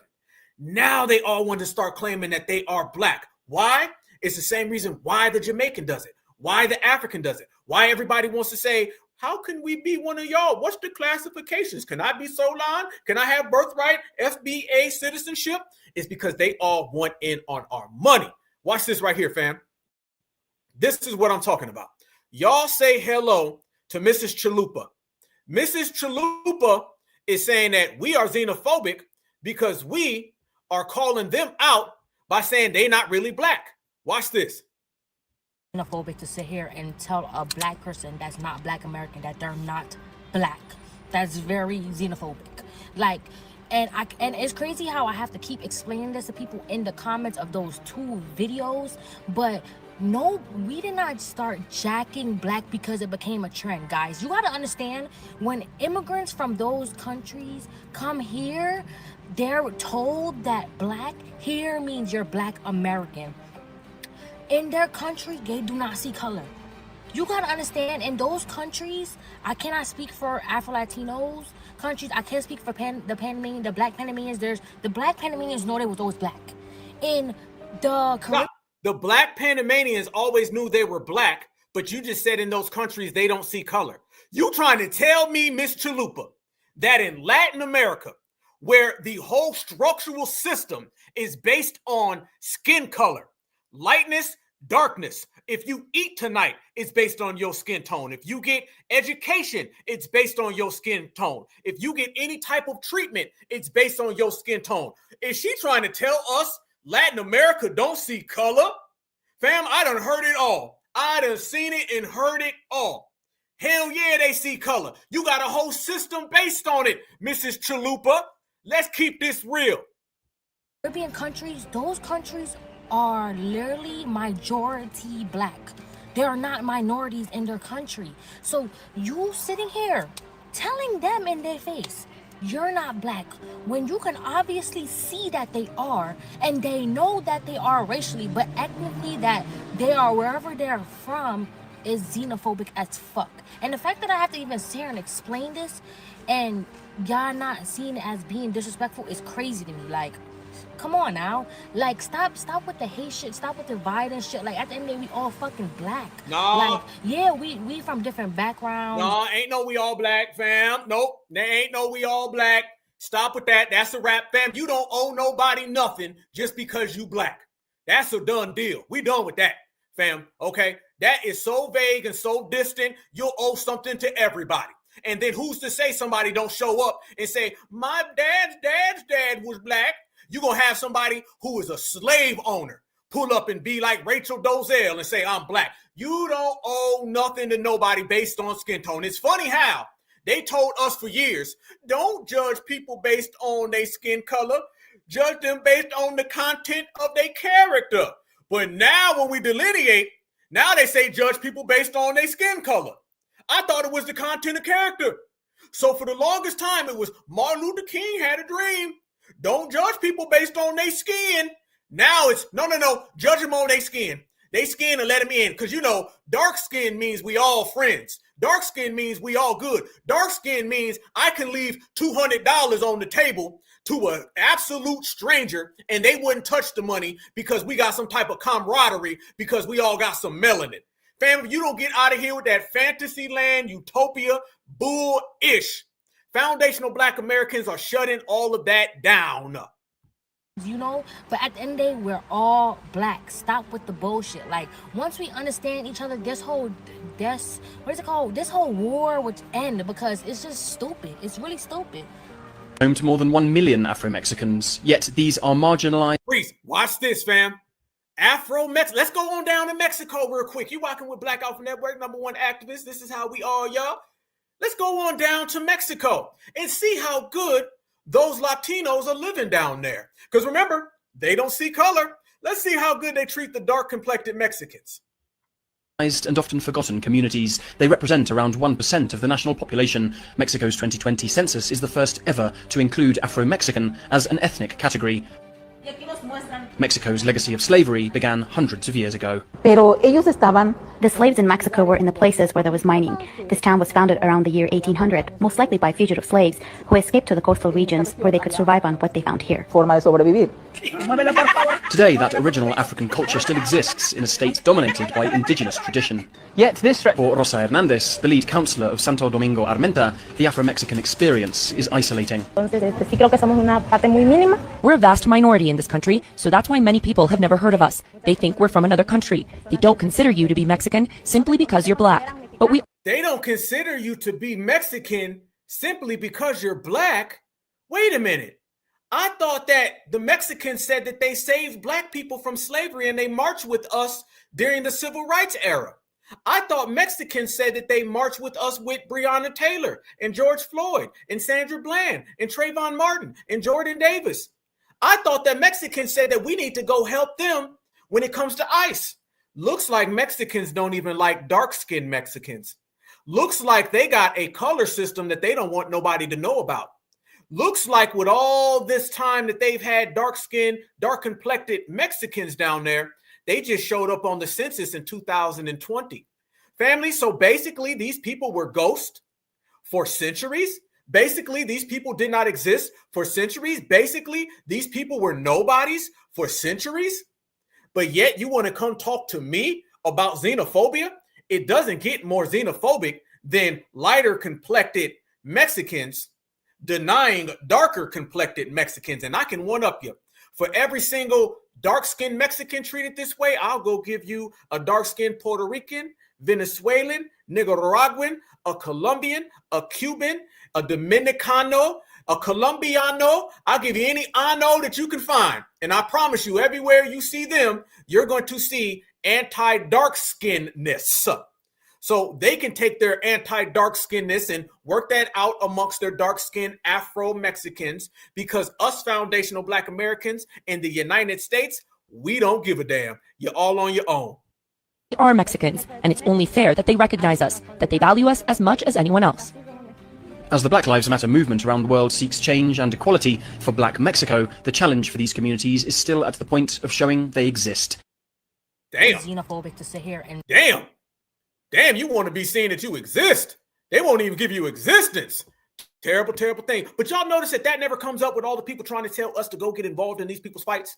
You notice that never comes up with all these people who try to forge this false history upon us with these people? These people never done anything for foundational Black Americans. They don't even do things for dark-skinned people. Fam, if you don't like the dark-skinned people in your own land, what makes you think they're going to like dark-skinned people here? I give the analogy and example all the time. If somebody is on this side of the street and they hate Black people, what makes you think they're going to cross over to this side of the street and love us all of a sudden? And all the anti-Blackness is going to disappear when they get in the middle of the road. Okay, they go from anti-Blackness on this side to Black lovers on that side. No, that ain't how it works. These people have been anti-Black the whole time.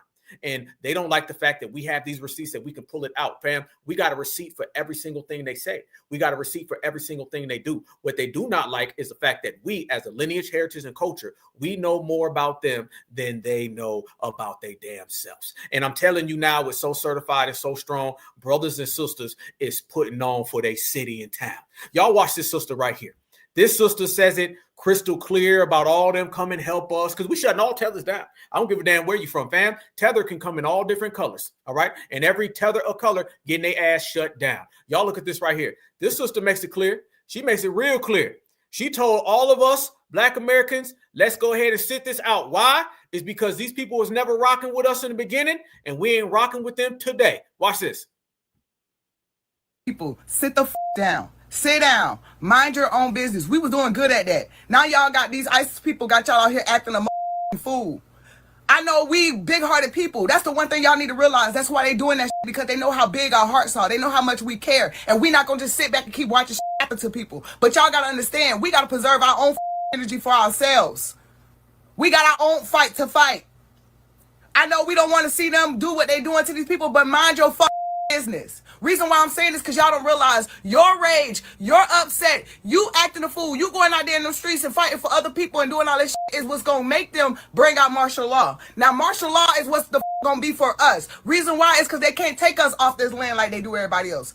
They can't do that to us. Y'all got to understand that. Use y'all brains around here. Y'all call yourselves awakened. Use your brain. It's rage bait. Why are y'all trying to stop them from taking people and putting them back to where the fuck they were? Why are y'all in their business?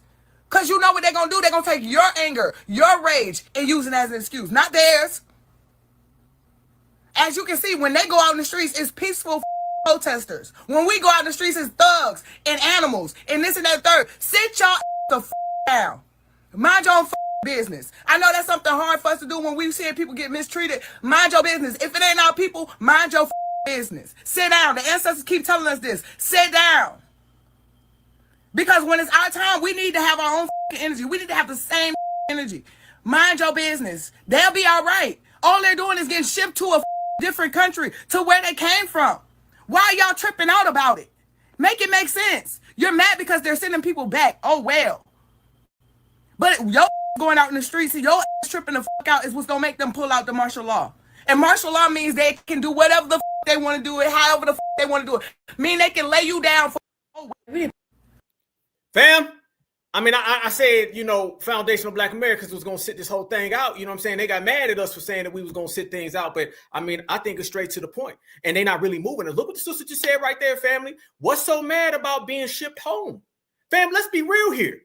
You're getting mad and crashing out about going home. I remember being a kid and I would go hang out with my friends or whatever. And it might be a Sunday. And then I had to go home because I had to go to school in the morning. Fam, I didn't cry and hit the ground. And I wasn't doing that as a 55-year-old. Okay? Let's be real. You got these big grown-ass men and women hitting the ground crying because they don't want to go home. What's so bad about your homeland? What's so bad about your homeland that you're sitting there crying as a grown-ass man? First off, what the hell you thought was going to happen? It's called illegal entry. So you illegally entered and they will legally send your ass out. It's as simple as that. Oh, it all goes back to you failed. Fam, you notice every single thing that we saying keeps going back to them failing. You failed in your homeland. You don't want to go back to your homeland. You failed in your homeland, so you want to be a part of my homeland. You failed in your homeland, so you want to know, can you be a bi-ethnic? Every single thing is this obsession with foundational Black Americans because they want to be foundational Black Americans because, quite frankly, they're having a hell of a hard time being themselves. Can we go there? Are we there? You damn right. Let me say that one more time, fam. Everybody wants to be a foundational Black American because they're having a hell of a hard time being themselves. All Tethers want to be foundational Black Americans because they're having a hell of a hard time being themselves.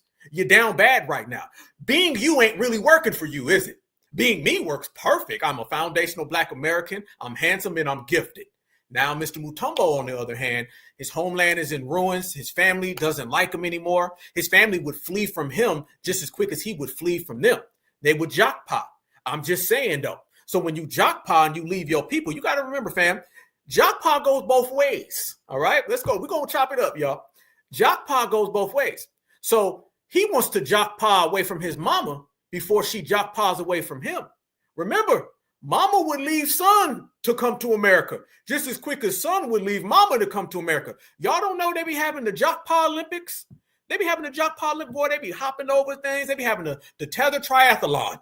Who can flee first? Whoever flees first gets the gold medal. Yeah, mama would leave son over there, fam. They have the Fleer's disease. And I've been talking about the Fleer's disease for a long time. And they give birth to little Fleer offspring. And then they grow up to be big fleers. And then they flee from their kids. And their kids flee from their kids. Why do you think they're so worried about our grandparents? Why do you think they're so worried about Tupac Shakur? Why do you think they're so worried about Michael Jackson? We don't flee from our people. They flee from their people all the time. They don't have a GG. They got to flee. Okay? So this is why they're upset. You got to remember now, fleeing is something that we look down on. They don't look down on fleeing. I'm going to tell you that today. Fleeing is like over there. Fleeing is like going to college. Fleeing is like going to college. Fam, you flee from over there.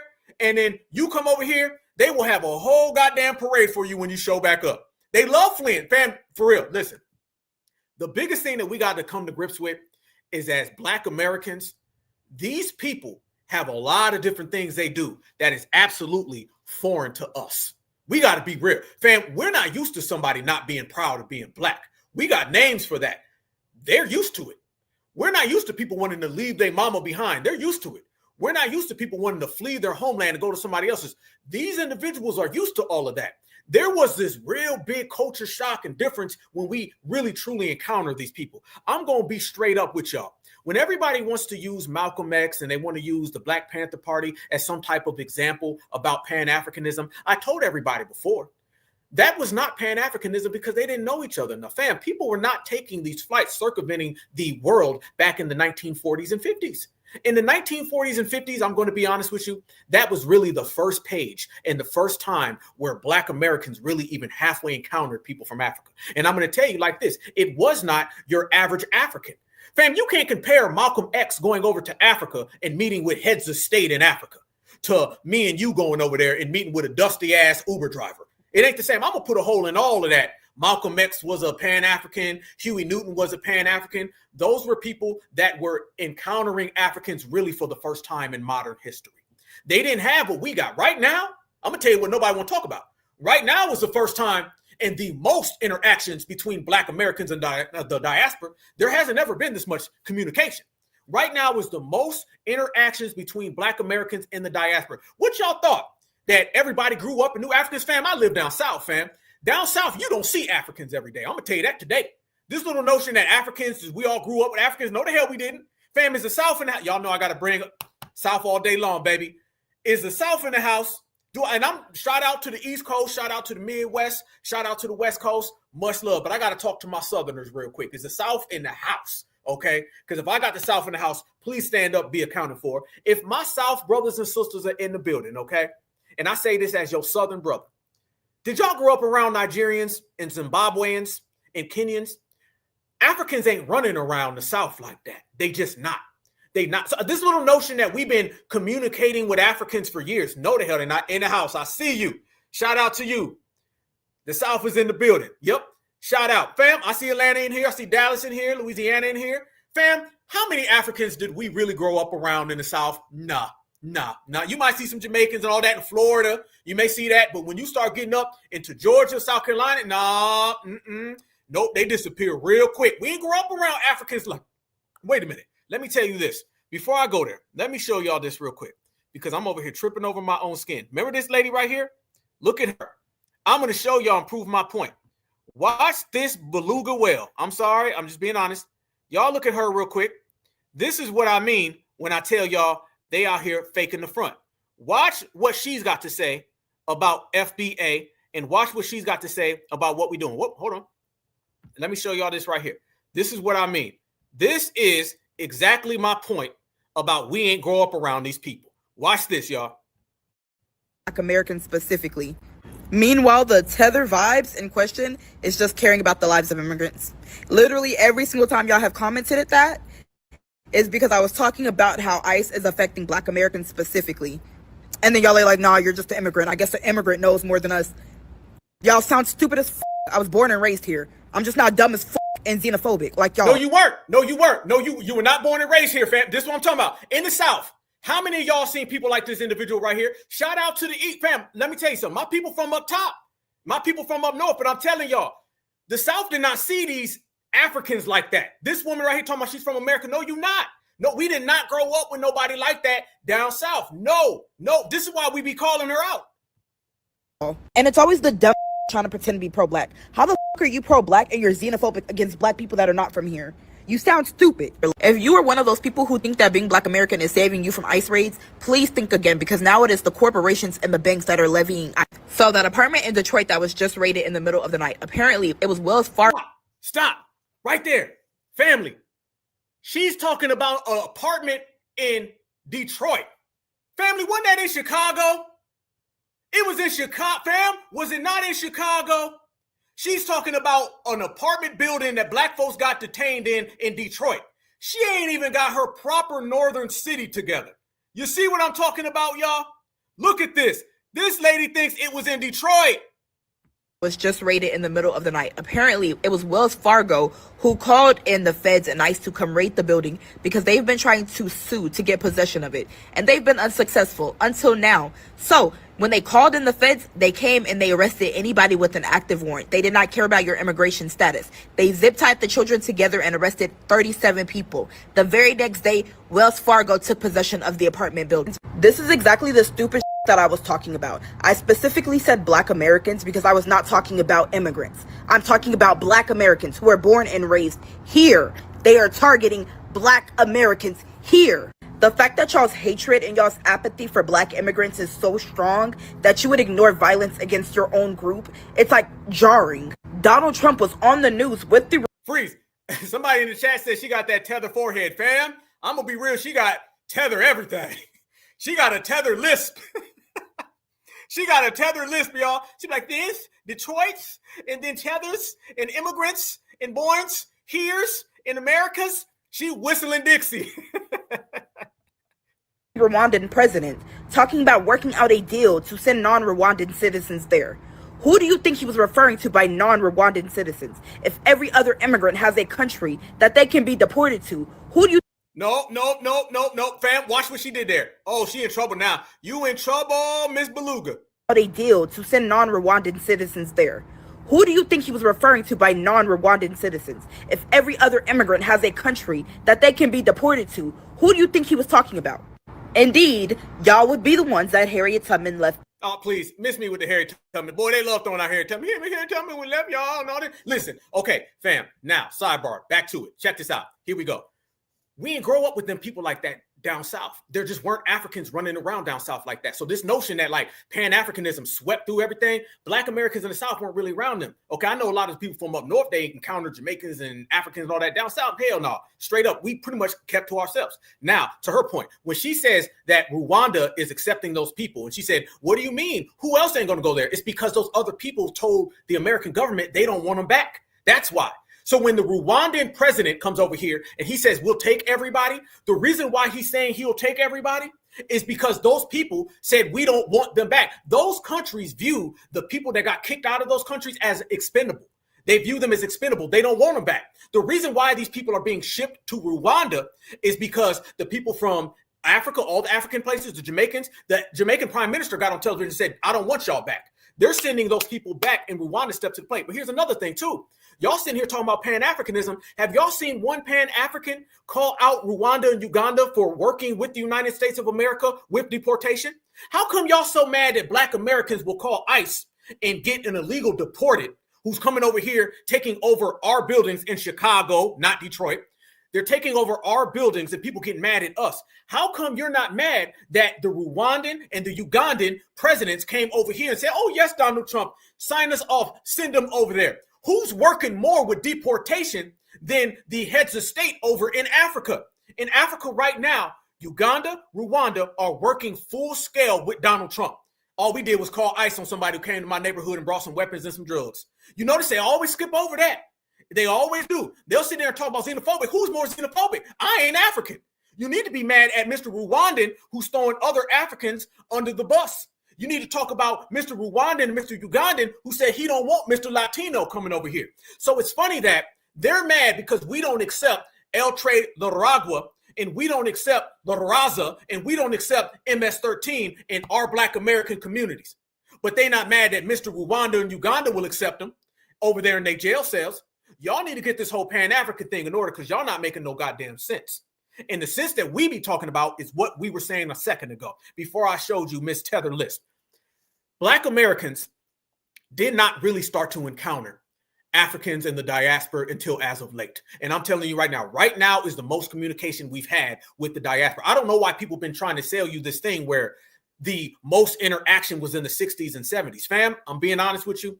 All of my people, they never left the United States of America. Fam, I very rarely know too many people from the 60s and the 70s. In the 80s a little bit, in the 90s a little bit, in the 2000s a little bit. But pretty much Black Americans have been right here in Black America. We weren't catching flights to Africa. Fam, I don't know 10 Black American families that all went over to Ghana. I just don't. I don't know a bunch of Ghana families that came over here and were living in Savannah, Georgia or Montgomery, Alabama. I'm just being 100 with you. I have not seen that. So this notion that people were all in cahoots and we was making deals with them, where the hell do they get that from? Let's be real. Malcolm X to the Black Panther Party, people who were activists, who had clout, cachet, and credentials, they could travel and they can go meet with the heads of state in all these different places. My uncle and my grandfather couldn't. My grandfather wasn't getting on no damn plane to fly to Kenya. And when he got there, he damn sure wasn't getting a red carpet rolled out by the Kenyan president. He wasn't seen as some type of asset from America. Can we be there, fam? And if we're going to be real, we got to be all the way real, fam. We got to be all the way real. Let's put a hole in this myth that there was some type of great interaction between your average, everyday Black American, especially Southerners, and foreign people from Africa. We were not traveling to Africa like that back in 1965. In 1975, we weren't either, fam. This is all before the Civil Rights Act. We weren't doing that. I see Charlotte, North Carolina. I see Columbia, South Carolina in the building. We weren't doing that. Even in the North. Yeah, straight up, it's the North as well. My people from Ohio. So my people in Ohio, they weren't flying over to Mali. Okay, they just weren't. So we're using what Malcolm X did, Black Panthers did, a small portion of our pillars. We're using that and applying it to the whole Black American community, giving you this false belief that there was some type of relation between average, everyday, proletarian, working class Black Americans and Africans. No, it wasn't. We have more interactions with the diaspora within the last 2 years than all of our grandparents had their whole lives. Put that on the line, y'all. I put that on the line. I guarantee you, you will not see that anywhere. So this goes to show you where we've been. We've been here the whole time. These people ain't been around us. So now to go there, what we're seeing today is how these people truly feel. What we're seeing right now is how these individuals really think about us. Don't use no damn testimony from 1962 in 2025. I'm sorry, but I'm just going to keep it real. A testimony from 1965 about Pan-Africanism is not flying with me in 2025 when all I got to do is get on social media and they call us every name in the book. In a lot of cases, they call us more names than males do. Let's be real with it, y'all. So if you really want to go there and you really want to play the game, we're going to play the goddamn game. All right. And it's a game that they're not going to win. So this is why foundational Black Americans, we understand things far more clear than people did in the past. Because quite frankly, we got far more interaction with these people. Ain't no damn way. And I believe this. I believe if foundational Black Americans from back in the day were to encounter these people, fam, you think Malcolm would sit back and listen to all of these Akatas and he would still be cool with that? You really think so, family? Do you think so? Let me tell you how these people are and how pathetic and desperate these individuals are, y'all. Look at this right here. Look how they be trying to play these games when it comes to foundations, okay? Nobody is going to try to put that jacket on us. We run this thing. Look at this. They're out there trying to connect Black Americans with any old person off the street that they can. Y'all see this? They say, trust me, nobody wants to be associated with Black Americans. Even your country want you gone. All 13% of you are trouble. So I don't know why you think anyone wants to be a part of your drug and violence. You see what they just said about Black Americans right there? And look at the picture that they posted. If you can see, matter of fact, I'll make it bigger. Let me bring it back here. Hold on. Look at this, fam. The picture that this person ends up posting, that ain't no damn Black American photo. Fam, tell me where there's a Black American in any of those pictures. What this man talking about? Y'all Black Americans, we want y'all gone. Don't nobody want to be around no Black Americans. And then the photo that he puts up are a bunch of damn illegals. These are not Black Americans, family, in these pictures. You can see it. I can see it. We can see it. Everybody see it. So what in the hell is this individual talking about, trying to make it look like Black Americans are doing these issues when all of the issues in which he's presenting are being done by what? Non-Black Americans. Do you see why we delineate, why we separate, why we regulate? Because I'm telling you right now, family, if you didn't delineate, regulate, and separate, they would be trying to dump these people off on us. This is a little backdoor way of trying to make it look like foundational Black Americans are those individuals right there. That's what that is, y'all. That's them trying to make it look like foundational Black Americans are illegals. And for all the people running around here talking, I'm going to be on ICE now. Ooh, ICE is going to get it done. This is what happens. You hang around these people. They're going to start assuming you are these people. And then next thing you know, as I said, you marry all of their damn problems. No. Fam, foundational Black Americans stand alone. Foundational Black Americans are at home. Nobody can connect us to anybody that we don't want to be connected to. And we out here regulating, G-checking in the full-time process. If they do not like that, then they can self-deport. I'm telling you right now, this is my thing.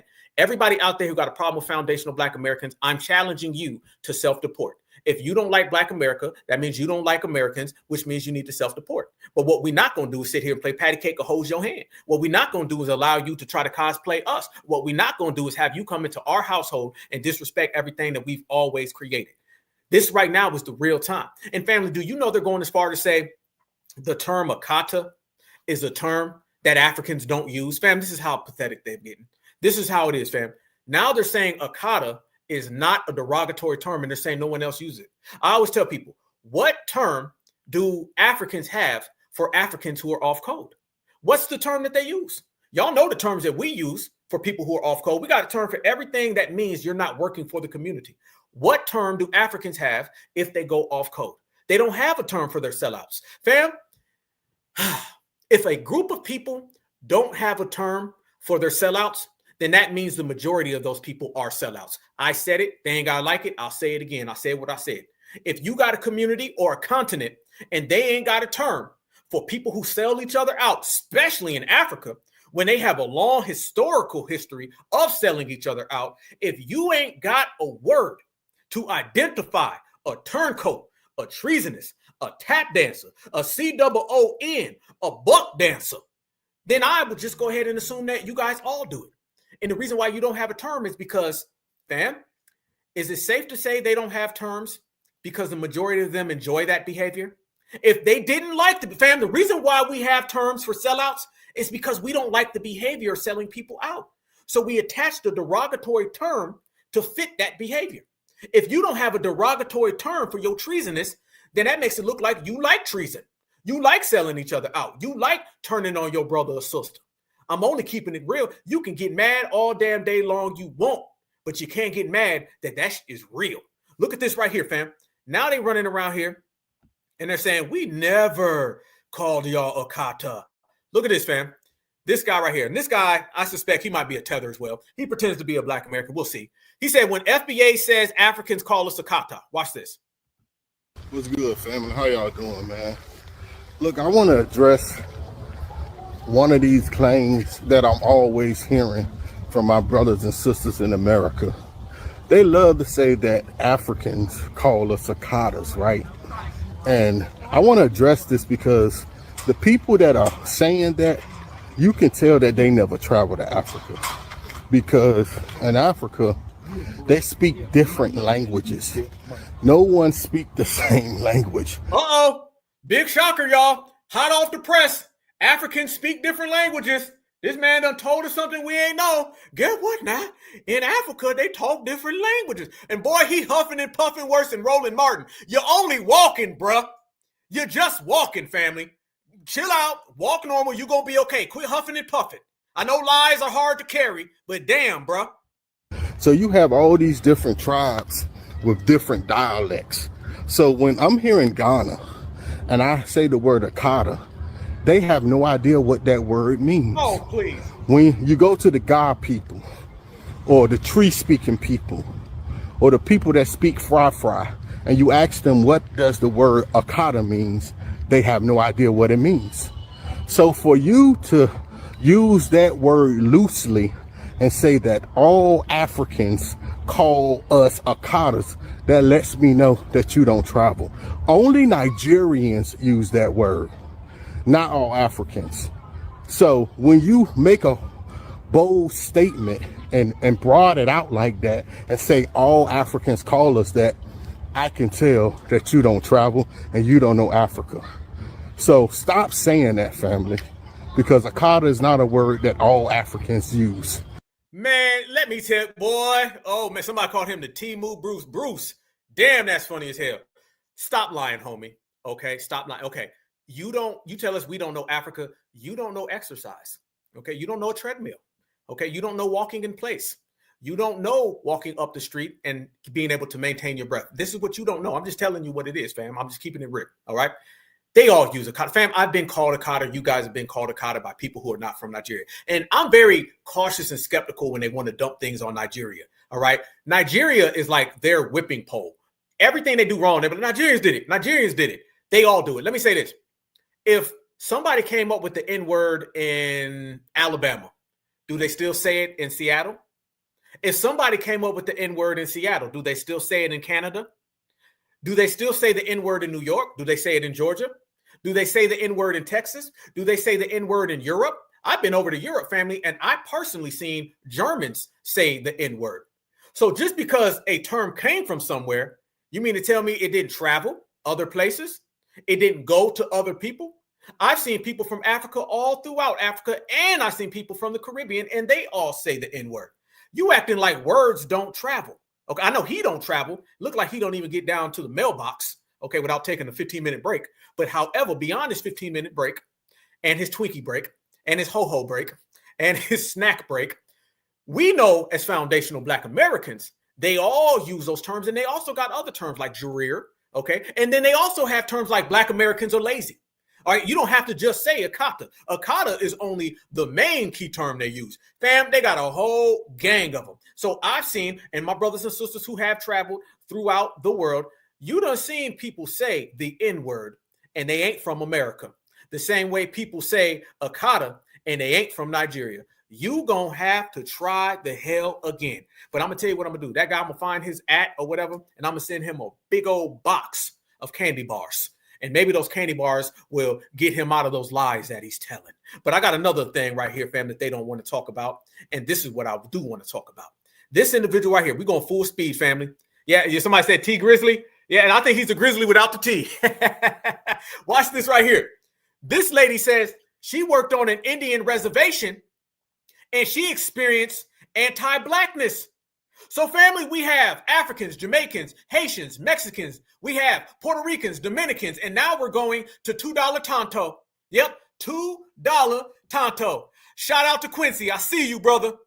This is what I mean about these damn Tontos. Tonto says that he's a friend. Tonto says that he's down. But watch the same individuals that talk bad about Black Americans. So when I tell y'all, to the theme of the name of this broadcast is FBA versus everybody. Now we get to a person group identification number 70, and they all are anti-Black as well. Watch this. Creator Stitch a Native American video on him last night, and the Native American guy was saying he was just talking bad about Black people, and she stitched the video and she was like, Native Americans need to worry about their own community because they have a lot going on in their own community that they need to be taking care of, trying to take care of or worry about. And I 100% agree with her. As a person that has worked on an Indian reservation, they got a lot of stuff within their own community they need to worry about. And I'm just telling you what I've seen with my own eyes.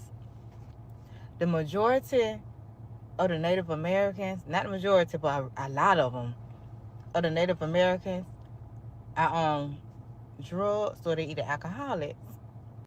And it's really, really bad because every time you look up, somebody was ODing over there. It was sad. And she was making a lot of the same points, and she was talking about the kids. And I agree, even working with the kids was super, super, super disrespectful. So unruly, no structure, they acted like nobody raised them. Never seen nothing like it in my life. And another thing, when I worked on the reservation, a lot of them don't like Black people. Like, they super racist. They don't like Black people, and you have to kind of watch them because they will call you out your name. And it's call us out of our name. What name could that be?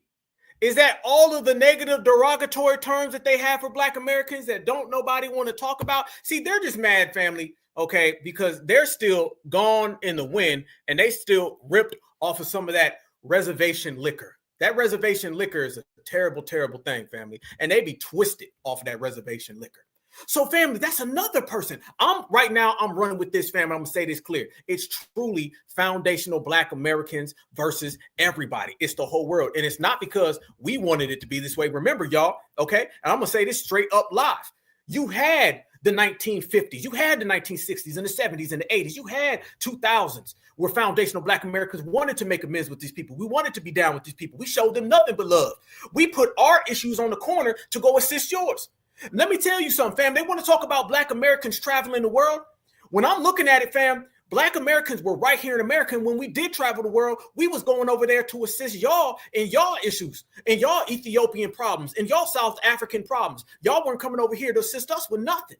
So, family, it's not my fault you didn't enjoy it. Fam, we gave you the Pan-Africanism for 60 years? We gave y'all the people of color. We gave y'all the minority. It's not my fault that you didn't appreciate that. It's not my fault that you didn't absorb that. It's not my fault. It's on you, dog. You're going to have to hold that L. Foundational Black Americans, we don't owe nobody nothing. And they ain't going to get nothing from foundational Black Americans. Nope, not at all, never. And the reason why they're not going to get anything, because we've already gave them everything. This is what it is, fam. Right now, they're coming to grips with the jig is up. They have reached the point now of no return. You can't run around here and convince foundational Black Americans to do something for you when we've already done everything possible. What else do you want from foundational Black Americans? What, you want our spot? Is that what you really want? Is that the next thing that you want from foundationals? You want our spot? You want where we live? You want our position? Because we've already gave you everything that you could possibly come up with. So no, we cutting everybody off. And when I tell y'all it's foundational Black Americans against everybody, I say that bold because it's like this, fam. I've been one of the few people who've been lucky to travel this whole country and stand on the front line of foundational Black Americans. When I went to the rally for reparations, that was for foundational Black Americans. When we went to the expos, that was for foundational Black Americans. When I run up on Kamala Harris, and I run up on Tim Walz, and I run up on everybody, that's for foundational Black Americans. So I've been on the front line of this. So no, I'm not just taking it easy where people can come out here and disrespect foundationals. When you talk about this generation and this lineage and things that we've accomplished, fam, I didn't help put a bunch of bricks in that building. And I do it on certified time. And we represent the whole family tree. So no, these people running out here with always something to say, all this spite, jealousy, and envy towards us, we ain't going for it. We ain't going for it. We ain't having it. And ain't none of that stuff gonna fly. So family, I don't know how many of y'all heard, we had a space where this guy calls in and he's like, I got some things I want to clarify. And we like, all right, what do you want to clarify? He said, I don't agree with a few things. We like, all right, get to the point, Mr. Mutombo. He says that Nigeria has failed. I said, well, why has Nigeria failed? He said, you don't know why? I said, I do know why. Nigeria failed because of Nigeria. He said, no, it didn't. No, it didn't. Nigeria is a third world country because the government. And I said, no. What's the population of Nigeria? He couldn't give me an answer. I said, what is the population? He still couldn't give me an answer. Then when he Googled the population of his own place, I said, where are you at? He said, I'm in the UK right now. I said, you in the UK? How many times have you fled? Once, twice, 3 times, 4 times, a fleer. Then he tells me that Nigeria is only bad because Nigeria is made bad by someone else. I said, no, Nigeria is bad because Nigerians, and so is Africa. And family, oh, he went crazy. And family, he got him some G checking. Let me tell you how on deck we be having these people. And let me tell you how afraid they are when they come across the mighty, mighty certified Black society. We ain't out here playing no games with nobody. When you are delineating, you regulating and separating, you give them that smoke. So when I come across these people, fam, it's all work. All of them people out there, the TikTok tethers, the tethers that be on Twitter, all the ones on Facebook, Instagram, I ain't debating with you. I ain't playing no games with you. I'm going to give you that G-check and work. So this tether comes up and he starts running his mouth talking all this crazy thing. And I said, cool, let me go ahead and check you. And I made it crystal clear. You are where you are because you failed. Your mama failed. Your daddy failed. They 4 grandparents failed. They 15 grandparents. It's funny as you talk about your grandparents that don't exist in America, but I don't ever hear you talking about your grandparents that do exist over in Africa because you ran from them. But now you're going to start running from me because every single time on site, they come against foundational Black Americans, they going to get that certified work, and that certified work is different. So Mr. Mutombo had to find out the hard way that FBA don't play, and we let him know off rip. Y'all listen to this G-checking because, fam, all damn week we've been checking them. Tariq was getting them, Black Alpha was getting them, the family was getting them. Excluded from the barbecue in itself, from the cookout in itself. As well. So I just wanted to understand a couple of things. Number one, there are some things that I agree with. Things that you guys have said I agree with. And there are some things that I need clarity on. Okay, hold on, everybody. I got this one. Alpha got this. Y'all go ahead now. Go ahead, babyface. I got this one, y'all. Wait, before you got this, I want you to know, I was just about to drop them because I was about to say, don't nobody need no extra clarification. We just clarified it. But my brother, please get this man, please. Go ahead, babyface. Continue. You said some things that you need some clarification on. Go ahead. If this is going to be like a and stop whispering because it is too late. We need to hear you. Yeah. If this is good, sorry, it's night. So if this is going to be combative, my brother, I'm gonna need you to talk like you got a lion chasing you rather than actually sleeping in the forest. Come on, come with it. Okay. My brother Church told him, talk like you got a lion chasing you. That was funny. But can you hear me now? Yeah, I got you. Go ahead. Get to the point. Come on. Yeah, but if this is combative, I don't know if I want to engage with that. But just get to the point. I'm allowing you to talk. Go ahead. What do you feel? All right. So first off, wait a minute. Where are you from in Africa? I'm from Nigeria. Yes. Okay, go ahead. Yes. Are you currently in Nigeria or in America? No, I'm not in America. Where are you? I'm in the UK. I'm doing my master's. Everywhere but Africa. But go ahead. Oh yeah. So hold on, wait a minute now. Why did you leave Nigeria? Hold on, let me ask you some questions. Go ahead. Why did you leave Nigeria? I came to study. Why didn't you study in Nigeria? I studied in Nigeria. Then why did you leave Nigeria after you studied in Nigeria? To further study. To further study? So they don't have further studies? They don't have advanced education in Nigeria? You don't understand. No, I do understand. I'm asking you, do they have further studies in Nigeria? Because we hear so much about it being the motherland. I would assume that the motherland would have higher education. So you went to the white man for higher education? It doesn't matter where. It doesn't matter where. No, it does matter. It does matter. It does matter. So you can study in the UK if you want to. No. It's not working that way. Why did you leave Nigeria to the UK to get higher education? Are you just admitting, because there's two answers to this. Either you left Nigeria just because you wanted to, or Nigeria isn't equipped and doesn't have the same facilities that the white Europeaner has. That's what I'm asking you. I think it's stupidity to compare a third world country to a first world country. So Nigeria is a third world country? Nigeria is a third world country? I mean, it is a third world country. Okay. So you're from a third world country. Okay. So you're going to give me a third world country point of view on what we don't agree on. Well, why would you not agree with what we're saying? Because we're from a first world country and you're from a third world country. Wouldn't that clearly state why you don't agree with us? Who created the third world country in the first place? Nigerians did. You're responsible for your own homeland. He's laughing when I said you're responsible for your own homeland. Do you see the disattachment they have from their own people, y'all? This is pathetic. I mean, we fought a war for about 5 million people. Sounds like laziness to me, sir. No. You're trying to say that. No, I'm not trying to say nothing. I'm telling you that you're responsible for your homeland. I want everybody to notice this man won't even take responsibility for his own homeland. I am a homeowner. I have a house. So is the neighbor responsible for what goes on in my house? Do I blame the people down the street? Take responsibility for your own homeland, Mr. Fufu. If your homeland is in ruins, it's because you're not doing a good enough job. Do you want to talk over me or do you want me to respond? Well, I'm going to talk over you because I'm the host. I don't know how you do it in Nigeria. Maybe the white man. I'm not uncivilized.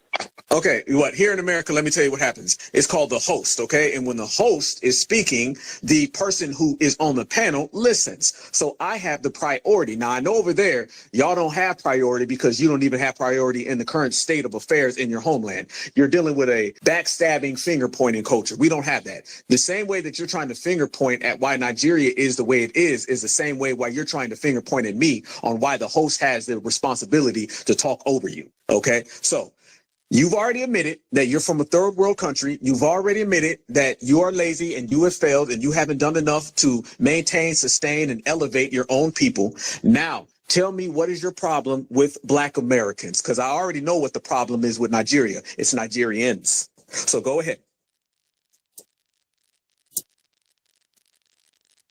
Go ahead, Mr. Fufu. You're mute free. Go ahead.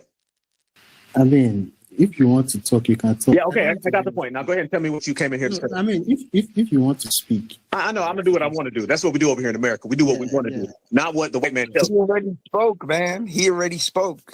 Talk your piece. Bam. Notice that he starts complaining about the mute button because he can't answer the question. No, I'm not trying to do anything. See, y'all try, but y'all fail. So that I can respond in anger. You succeed, okay? You try, we succeed. Okay, now what I want you to do is try to first off enunciate and speak proper English and put some bass in your voice because it sounds like somebody got you in some pliers. Talk loud, talk clear. Don't worry about the mute button and get your mind right. Now, I'm not going to tell you, Mr. Poo-Poo. Now, what is your problem with Black Americans and what is your issue? Quit talking. What's your problem with Black Americans? You're muting my mic. Still worried about the mute button. You got a colonizer over there whooping your mama up right now. The colonizer got your mama in a headlock and you worried about my mute button. You better worry about the damn colonizer, the bamboo stick. You better be worried about the bushman and folk. You don't have a life. That's why you're up here. Big brother Alpha. Big brother Alpha. But Flora Shaw. Flora Shaw is the one who started beating us upside the head with stale baguettes back in the 1960s and named their country, brother. Sorry for interrupting. I'm on land. He got Fleer dementia. He got Fleer dementia. If you're that bamboo stick done rattled his mind so much, he don't know what he's talking about. Why do you mute me? Calm down, bro. Bro, calm down. If you focus on what I say, you'd understand what I say. Because what I say is what I said. And the colonizer came and then I fled. Get to the point, Mr. Fufu, and tell us What the hell are you here for? Why are you a 1, 2, 3-time fleer? And what are you doing in England and not Nigeria? Now, if I start talking about the mute button, we got a problem. And stop whispering. No, he's not whispering. He just ain't got no bass in his voice. The colonizer done drained all that out of him over there. Uh-huh. He got baby tether nuts. He got bush meat. And get off your stomach. Now go ahead. I mean, come on. This dude's name is Babyface. I mean, come on. See, Go ahead, man. you're unhappy person spreading unhappiness on the internet. Relax. You don't have anything substantial going on in your life. That's why you are here talking like this. That's why I'm here. What, here in what? My homeland? What, here where I've never fled? Y'all hear this man say that's why we're here and he ain't even here where he's from? These people really come over here trying to tell us that we need to get our act together when he got his bags together. He didn't even get a passport because you're probably illegal over there. Who is the British Tom Homan? Somebody called Tom Homan the British version. Somebody called Paul McCartney on the phone. I'm going to get your ass deported from England. All right. You're going to go from fish and chips to bushmeat right back to it. And by the way, where's your family at? Did you leave your family? Is your family still in Nigeria? Good question, Black Alpha. Fam, notice now, he done stuttered, he done fumbled, he whispering. Soon as my sister Natural said, get off your stomach and talk like a man. Because I told y'all, Black American women be checking these damn tether men. Then he started saying, what about this? And I said, what about your mama? Where are your fam? The $1 million question every time you see a tether. Ask them where their parents are. Ask them that. We know where our people are. Where's your mama at? That'll end the whole conversation. Watch, he can't tell me where his mama's at. Are they still in Nigeria? Did they send you over there and did you leave them behind? Did you leave your mama behind? Where's Mrs. Fufu, the third? Somebody tell me where's Mrs. Fufu. Mrs. Fufu has disappeared. I told y'all Tethers was disappearing. He done disappeared on his mama. He done disappeared on his boyfriend, all three of them. He done disappeared on his village. He done disappeared on the deodorant. He just keeps on disappearing. Hey, Alpha, he might, we might need to call Sherlock Homeboy, to figure out what the hell is going on over there in the UK. These folks, it's ridiculous. Okay, now you notice what do you do? He ain't even got to the point of what he's saying. He just keeps talking about the mute button. He don't even know how to operate that. Okay, one more time, Mr. Bushmeat. Instead of bad insults that Black Americans didn't even use in the 1930s. I said you. I said you. Don't know what a woman is like, because you like to sleep with zebras. And when the zebra is not available, you like to sleep with elephants. And if you cannot get the elephant, you want the honey badger. You do not know what women feel like. You do not know what women look like. You only know what it's like to bend over for a hyena. And once you have the hyena and he sees you, you end up getting a seizure. And I will see you on the other side because your ass is the hell up out of here. Goodbye. Family, I'm going to sit here and talk to a lot of people. I'm not going to talk to somebody who's on Match.com with a hyena. It's just not going to happen. Get the hell up out of here. You probably ain't even in England right now, okay? You're probably on a boat in the Mediterranean Sea and it can't float. I can barely hear what you're saying. Your insults is whack. Telling Black Americans to relax is played out. Foundational Black Americans are cool, calm, and collected. Foundational Black Americans are smooth with it. And foundational Black Americans are checking tethers in the process. Now, church, go ahead, family. And then I know we got some new speakers on the stage, on the panel. We gonna keep.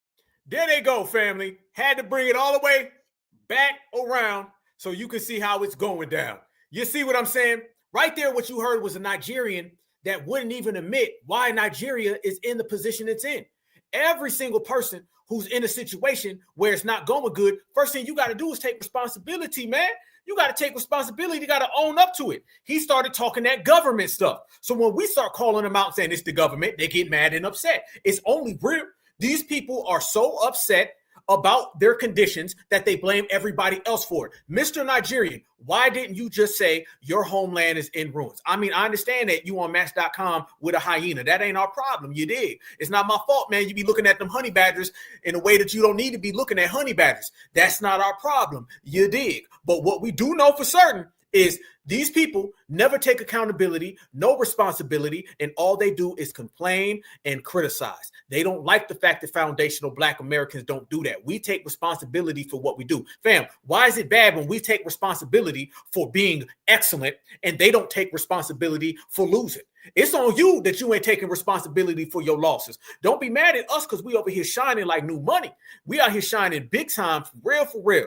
And y'all out here losing. Everybody considers y'all the laughing stock, and you the laughing stock for that reason right there. So we put it to work. And this is what I'm talking about. All across social media, all across the world, foundational Black Americans are standing firm, and anybody got that smoke, we giving it to them. It's FBA versus everybody versus everyone, and foundational Black Americans against the world. Whether they like it or not, we're coming with it.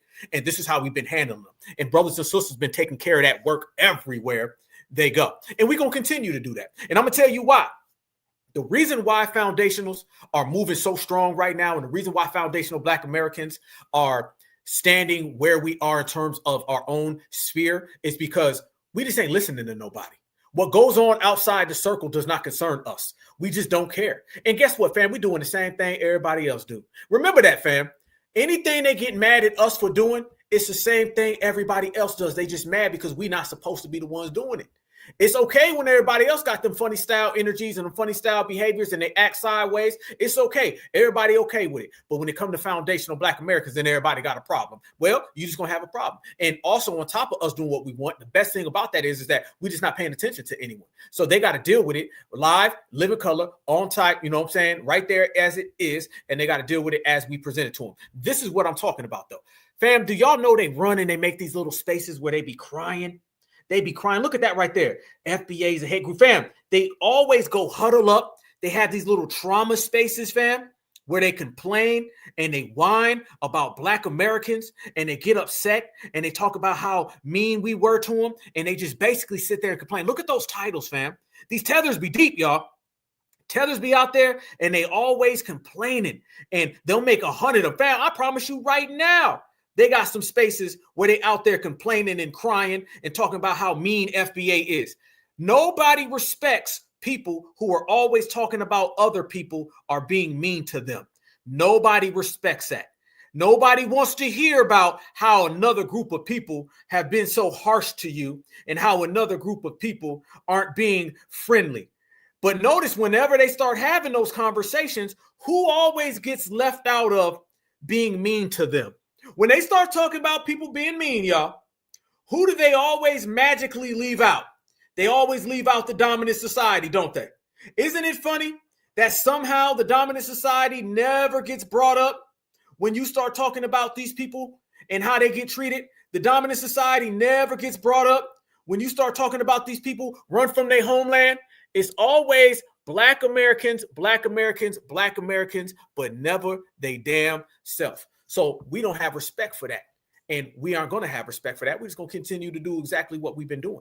And one of the things that we've also been doing, y'all, is we've been regulating these people who come around and they try to put these falsehoods on foundational Black American icons. Let me tell you one of the main things that you're going to start to see. Now, y'all know they running around here and they're saying things like Harriet Tubman would have been a Republican. Matter of fact, not would have been. They're saying Harriet Tubman was a Republican. Fam, they're always trying to position us somewhere where, quite frankly, we ain't at. And our energy is so strong right now, they got to hit them U-turns, man. The U-turns got them twisted. Now they're running around here, fam, because they love to use Harriet Tubman now. That's kind of one of the new things they're doing. Just like a year ago, they were always talking about Martin Luther King and slandering them. Fam, you know, you got people coming out here now and they say, well, Harriet Tubman was a Republican. Yeah, you ain't know. She used to fight for Republicans now. They're always trying to place our lineage in boxes where our lineage, quite frankly, ain't rocking with it. And we checking all of them out, fam. Check this out right here. This is what I mean. And by the way, this guy, I believe, is a Tether as well. Okay, so this is just more Tether babble coming from the Tether community. Look at this, fam. He says, my political rant to Democrats on the plantation. Harriet Tubman was a hardcore Republican. Family, these people have reached a level of pathetic that I didn't think could happen. Watch. Quick rant. Class, this is not a regular video, all right? This is a rant. I have to make this video because I have gotten the insult again, which I usually see happen to a lot of Black Republicans, conservatives, and even some independents. The insult was that I would have been one of the Black people that Harriet Tubman would have left behind. And that, ladies and gentlemen, is where you are wrong again. Harriet Tubman would have actually hated a lot of you, black and white Democrats. Because Harriet Tubman was a Republican. What? And I'm not just saying that. She is historically a Republican. She just couldn't vote at her time. But she did it with her actions. See, many of you know her for freeing the slaves and being a conductor on an underground railroad. But many of you do not know her name was not even Harriet Tubman. She changed her name after she escaped the plantation that she was a slave for a Democratic slave owner. She grew a heavy resentment for Democrats. She grew a resentment so much that she volunteered for the Union Army. The Union Army was your Republicans. They were created, as well as the Republican Party, to put an end to the expansion of slavery that was happening by Democrats. No, fam. No. This is them trying to Democrat or Republican our icons of foundational Black American heritage. Our icons are not for sale. You're not going to Republican Harriet Tubman. You're not going to West Indies Tupac. Fam, it's always somebody reaching back in the past and putting some type of label on one of our foundational Black American icons. They don't do this with nobody else. Ain't nobody went back in time and said, you know, George Washington was really a Scottishman, right? You know, Abraham Lincoln was really Jamaican, right? Don't you know Benjamin Franklin? He was really from Saudi Arabia. Again, they only pull this with Black Americans, and they find people that aren't here to defend themselves. Tupac passed away in 1996. Nobody said nothing the whole time he was alive about being no damn West Indian or being no Puerto Rican. Wait till after the man's gone. Clearly with Harriet Tubman. They didn't say this 5, 10 years ago with Harriet Tubman, 20 years ago, 30 years ago. Now they start popping this out. They're trying to put whatever label they want because everybody's trying to reshape, remodel, and remold foundational Black Americans to fit their image, because the image in which foundational Black Americans have that comes from us, it's too powerful and it's too anti-them. They can't ruin foundational Black Americans the way it is today because we're in control. So they keep trying to change things and just make ish up, and they cannot get off the ground with that. Democrats were those Confederate soldiers. She volunteered for the Union Army, but she was actually so good that they just went ahead and recruited her. They recruited her to be a spy. Her real name was Arminta. And on the plantation, they called her Minty, and she hated it. So she went ahead and changed her name to Harriet Tubman. Harriet is a name that she took away from her mother. Tubman was the last name of her freed Black husband. Not only was she a spy for the Union Army, she was actually the first woman in U.S. history to lead a military raid. And she was a foundational Black American, and it had nothing to do at all with the Democrats or the Republicans. Carried a firearm because she was a trained soldier. You know who took her on? The Republican Party. Oh, God. Not the Democrats. The Democrats are the one that had her in bondage. She hated y'all. She carried that firearm, not just for people that was going to attempt to catch her. She also carried it just in case one of the people she tried to free started really wanting to go back to that plantation, and she feared that they would snitch on her. So she would use it on them as well. So Miss Arminta, better known as Harriet Tubman, was a hardcore Republican. A very conservative one as well. That's what I'm talking about. Harriet Tubman now, fam. We done woke up and Harriet Tubman is a Republican now. Do you see what I'm saying, fam? A hardcore Republican. Everybody wants to try to change. That's why I tell y'all, it's FBA against the world. No matter whether that's somebody else's continent, no matter that's somebody's village, that's somebody's tribe, somebody's political affiliation, political party, favorite candidate. I don't give a damn. It's FBA right here, and we stand strong, all of us certified, and then it's everybody else. And I embrace the smoke. Bring the smoke. We got the smoke. Trust me, we got more than enough riders that can dish it out, and they going to have to receive it. That's just how the game goes. So no. You're not going to Republican and Democrat any of this. And this is just another way, family, of them trying to cater to getting us on the plantation. I want you to understand the lies that guy just told. And by the way, putting your finger right here, that doesn't make you a professor, okay? He ain't even doing this. This man right here, he doing the goddamn tap dancing version. He a tap dancing professor. And then she did this. I've never seen nobody put their finger on their chin and think that they dropping game. You ain't dropping game, homeboy. You're just dropping soap, and you're doing it on purpose. Now, however, beyond that man dropping soap on purpose, beyond that man with his beard that looks like he needs to go ahead and put some lotion on it, boy, your beard is ashy. Your beard is ashy, all right? And it ain't classy.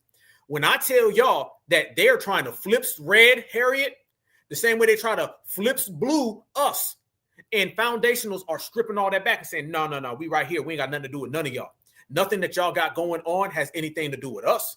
Nothing that y'all out here kicking has anything to do with foundational certifieds. We have gatekeep to the maximum to where they just cannot penetrate our spaces. Our spaces are not open for no damn body. And quite frankly, y'all, they're seeing, to be real, that airspace around foundational Black America, we done created a no-fly zone. Fam, am I lying? Ain't it a no-fly zone? Tell me where these people can fly in the foundational Black American spaces. Fam, it's like Air Force One, okay? You're going to have to go ahead and check before you can come across this. This is our airspace. And I'm talking about the whole damn thing. So you just can't slide into foundational. So they got to come up with all these tricky things. They got to do this, fam. I showed you on this broadcast how many different people, fam. I showed you the Indian reservations. I showed you about 15 different people from 15 different tribes over in Africa. I showed you some Caribbeans. I showed you some Latinos. I showed you the dark Latinos. I showed you a guy trying to flips red, Harriet Tubman. You name it. Everywhere you look, everywhere you turn, it's FBA versus everybody.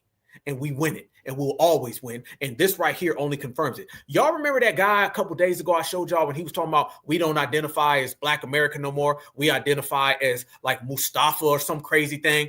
Now they're going to start coming up with these terms and trying to take them because they can't hijack our terms. Our terms have not been able to be stolen from them. So now they got to start coming up with stuff. Fam, people done did their research on this dude. Fam, look at this guy. This guy is real slick. What he's doing is he's using Tether talking points and he's sprinkling in a hell of a lot of foundational Black American verbiage. So now what you're starting to see is this blend where they'll use our words to get your attention and then they'll spin it to Tether. This man is doing Tether talk and then FBA grassroots talk.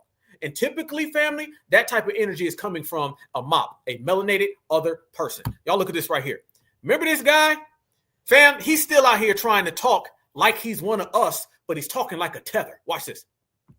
On Black America, because we are from America and we are Black and we are of African descent, does not mean we should hate where we come from. The land, the trees, the water has did nothing to us. It hasn't oppressed us. It was the system of white tea supremacy that oppressed us. Don't confuse the people of this land with the system. Black Americans that are responsible are not identifying with the white tea power structure that is oppressing people globally, participating in capitalism, imperialism, and neo-colonialism. We don't support that type of stuff. So stop saying anti-American, anti-Black American rhetoric like we are in cahoots with this stuff. We have every right to honor the land which we're born, that we built, that we have a shared history here, and at the same time respect Mother Africa because we have descent there as well.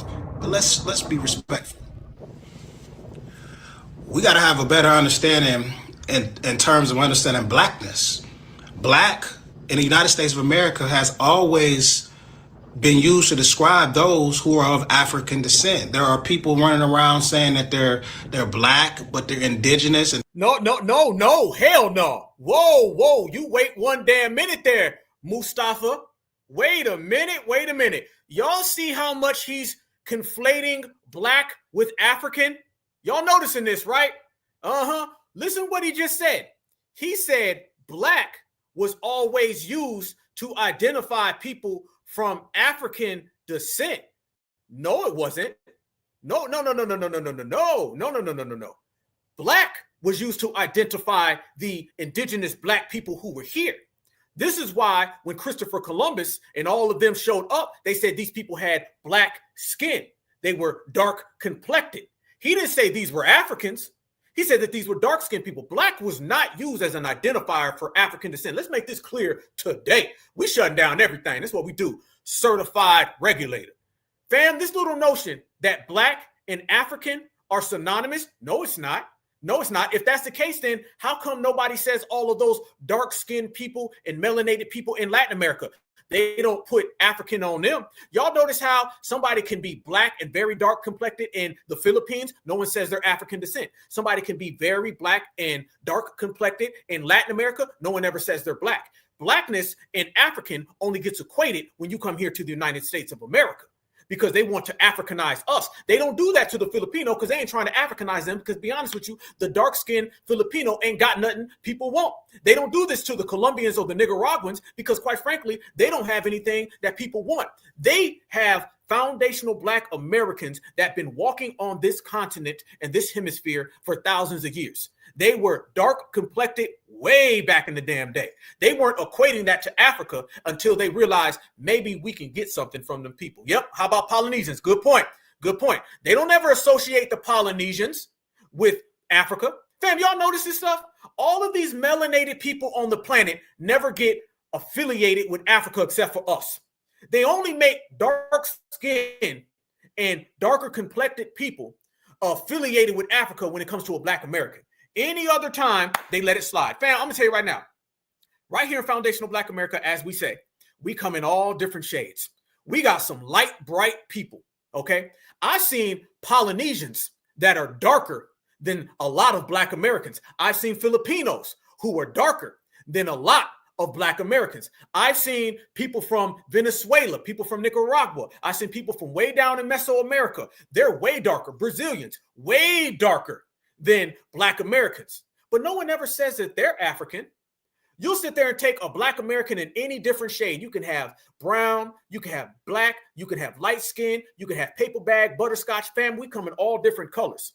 But they'll take somebody from here and say, oh, you African. See a dark complected person who just came here from Latin America and say, oh no, you just a Latin. Matter of fact, they'll equate them with Spain more than they'll equate them to African. And not even to mention the features. Fam, they'll have the African phenotype. We don't have an African phenotype. I remember growing up, fam, and they used to always associate black Americans with like African phenotype. And I used to always be like, we don't have no damn African phenotype. When you look at a black American, black Americans have their own phenotype. This is what be making everybody mad. They get mad as hell.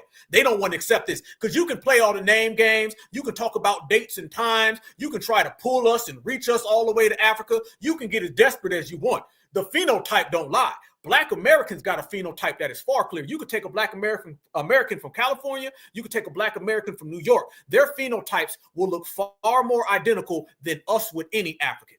Don't try me with that one. No. So this little phenotype game that they play, fam, y'all seen Manny Pacquiao, who's from the Philippines? Manny Pacquiao looks far more like somebody from Africa than any of us do. Those Polynesians that we talk about, they look far more African than any of us do. How come people don't associate them with Africa? How come blackness is only associated with Africa when it comes to FBA? Because black Americans are the only ones who got something that they want. Style, grace, exceptional nature. And on top of that, the reparations dollars is coming. They got a hell of a lot of reasons why. They got trillions of reasons why they want to associate foundational black Americans with Africa. And it just ain't working. We ain't going for that. Now, watch even further, fam. Dude get even more clever and slick with it, the way he keeps trying to associate us with these individuals. And it's just not getting any traction. Watch this. And things like that. Like, I'm not understanding. If you're not indigenous and also have African descent in you, you shouldn't be using the term black. If you just want to say you're indigenous, I don't understand how you're using the term black, but then you don't have any African descent and you're rejecting Africa. It doesn't really make sense. Because being a black indigenous American and being an African are not mutually exclusive, homeboy. That's why. You can say that you're a black indigenous American and that ain't got nothing to do with Africa. What you mean? How can you say that you're indigenous but not African? Because indigenous to America is not being an African. Africa is Africa and America is America. Can I say that finally? Man, we've been going, hold on one goddamn minute. I need to pull this screen back and say this. I need to see y'all when I say this, because this got to be said, fam. Let Black Alpha go. Said, fam, we've been going back and forth for a long time with these people. Black Alpha is just going to get straight to the end. Let me fast forward all of this and just get to the main point. America is America and Africa is Africa. Simple as that. Africa is not connected to America. Africa is not a part of America. Africa is not clinging to America. The only thing clinging to America are a bunch of tethers who are trying to cling to Black American ethnicity and culture. That is it. But outside of that, America is its own and Africa is its own. The same way Asia is, the same exact way India is, the same exact way Antarctica is. You might as well go to Antarctica and talk that African talk to them. But I'm going to tell you right now, America is not synonymous with Africa the same way Black is not synonymous with Africa, because a lot of Africans don't even say they Black any damn way. And that's coming from Africans. That's not me saying it. That's what they say. Don't be mad that they come over here and they say, hey, I didn't know I was Black till I got to America. Okay, cool. Then Black is not synonymous with y'all. Isn't it funny that they try to say that Black is synonymous with Africa, but Africans come over here and they tell us that Black is not synonymous with Africa in Africa? I did not know I was Black. I did not know I was Black until I came to America. When I got here to America is when I realized I was Black. So let me get this straight. You don't make a connection between Black and Africa in Africa, but you want to make a connection from Black to Africa in America. Again, America is America. Africa is Africa. Your business is your business on the other side of the Atlantic. Your business is your business in your hemisphere. Your business is your business in your continent. This continent right here, where we are indigenous to, this is where our business lies. You stay out of my business because I'm not in yours. I don't give a damn about your business. As a matter of fact, your business is the least business I'm concerned with. I'm more concerned with going into my kitchen and seeing what food I have and going to get me some popcorn and a drink before I'm concerned about anything that's going on over there. You handle your own, I'm going to handle my own. I don't know why we got to keep telling these grown-ass people to stay out of other grown people's business. If you just remove Black America and lineage and heritage and ethnicity and nationality, and you just get to the simple, basic fundamentals of human beings, why are your big grown asses worried about other people's business?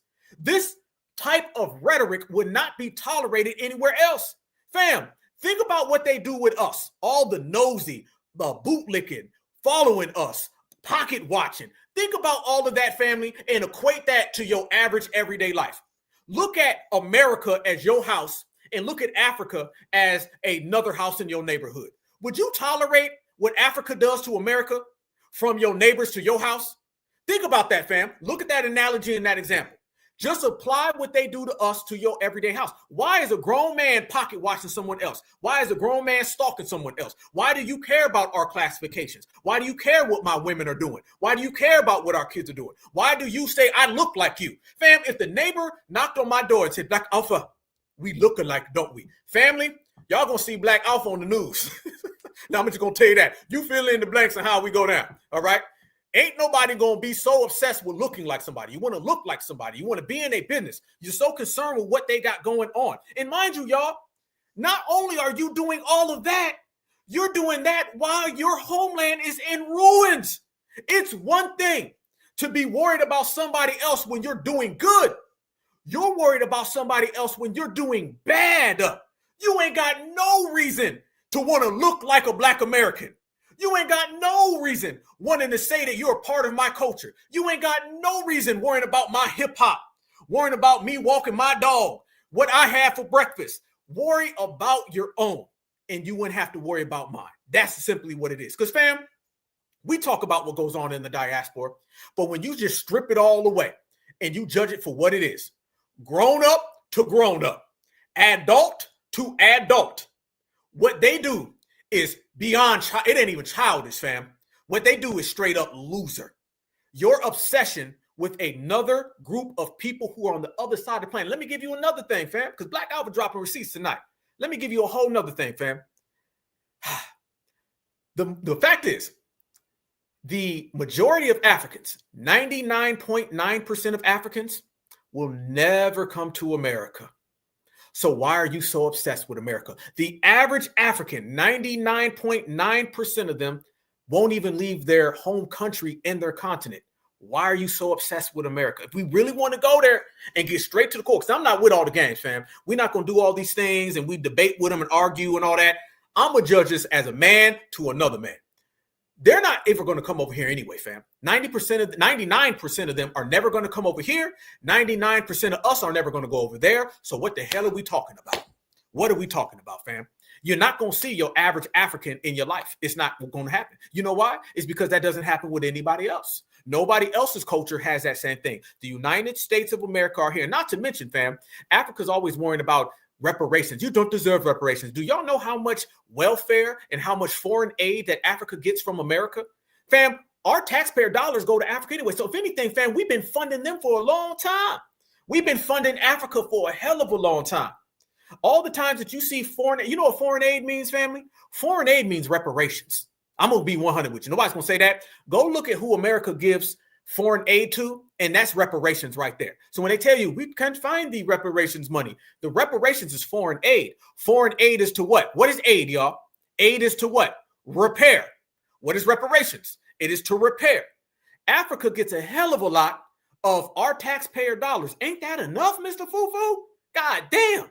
And this is why we call out Tethers, y'all, because Tethers, deep down inside, they want to come over here to the United States of America and steal from what foundational Black Americans have created. They want to steal from what foundational Black Americans have done. And they want foundational Black Americans to just drop everything we got going and hand it on over. But we ain't handing over nothing but them L's. And fam, you know it wouldn't be complete without somebody running around here now and trying to convince us that we need to leave America. Okay, this is the final thing, fam. They always spin it back around to how we need to leave, how America's so bad, how we need to get it. Fam, do you know there's a Tether out there and she's giving people flights and telling us where we need to leave? Fam, let me make this clear. They don't want Black Americans to leave America because America's so bad, because they want to be over here. They don't want Black Americans to leave America so bad because they care about us so much, because they want to be over here. They want Black Americans to leave so they can come over here and they can be Black Americans. Everything that you say or do with these people, all of your engagement is going to be them trying to bamboozle you. Let's make this clear as well. As we've already made straight to the core, fam, we make core points. What is a core point? A core point ain't all the semantics. It ain't all the red tape. It ain't all the pork. At the end of the day, the core is the bottom damn line. The bottom line is that America's America and Africa's Africa. The bottom line is that Africans ain't going to be coming over here and we ain't going over there. And the bottom core line is that these people want to come over here to America so they can be us. And the best way to be us is to get us to leave. They want us to all be scared and fly to Africa. And while we flying over there, they're going to be flying over here. They want you to put down your flag so they can pick it up. They want you to stop claiming your homeland so they can make your homeland their homeland. Y'all look at this right here. This is somebody running around trying to get us to fly and get out of America. And again, y'all notice you never hear. I want y'all to think about this before I go there. I'll be getting ahead of myself. Let me freeze, stop, boom. I'll cut myself off half sentence. Family, again, notice everything that I'm pointing out, no one does to anyone else. So if you ever want to see why it's FBA against the world, why everybody's hyper-focused on us, and why everybody is always sweating and pocket-watching FBA's, fam, these people ain't pocket-watching W's. How come Africans don't pocket-watch W's? How many TikTok videos have you seen from somebody from Nigeria and he's talking about how much money that Tom Cruise has? How many times have you seen a TikTok video with a Jamaican and they're talking about how much money Julia Roberts has? Why aren't they worrying about Britney Spears' bank account? I'm just asking. How come they're not worried about Britney Spears' bank account? How come they're not over here talking about what money The Rock has? Talk about Rock. You can take it. Go to Samoans. I don't hear any of these people coming over here talking about Bad Bunny. Go talk about Bad Bunny, okay? You know what I'm saying? Y'all can have some starbursts and do your little Tether starburst thing. How come 100 out of 100 times where somebody's worrying about someone else's ethnicity, it's about us? 100 out of 100 times when somebody's making the false claim about a hate group or xenophobic, it's about us. How come 100 out of 100, whenever somebody's talking about how much money you making over there, it's about us? How come 100 out of 100 where a grown-ass African is stalking a Black man, it's a Black American man? Why it's always us? Family, you want to look and frame it for what it is. Everybody has this certain way they come at us and they don't go at nobody else. I'm waiting on the TikTok videos. Fam, we should get on there right now. There's more W's in America than there are Black Americans. So how come there aren't all of these TikTok videos with Africans saying what can classify you to be a W? I don't see that. Why don't that happen, fam? Let's make that clear.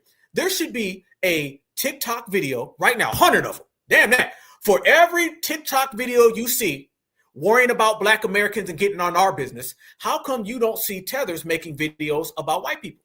Let me say that one more time, okay? I'm going to say that one more time, okay? I got to prove this and bring this home.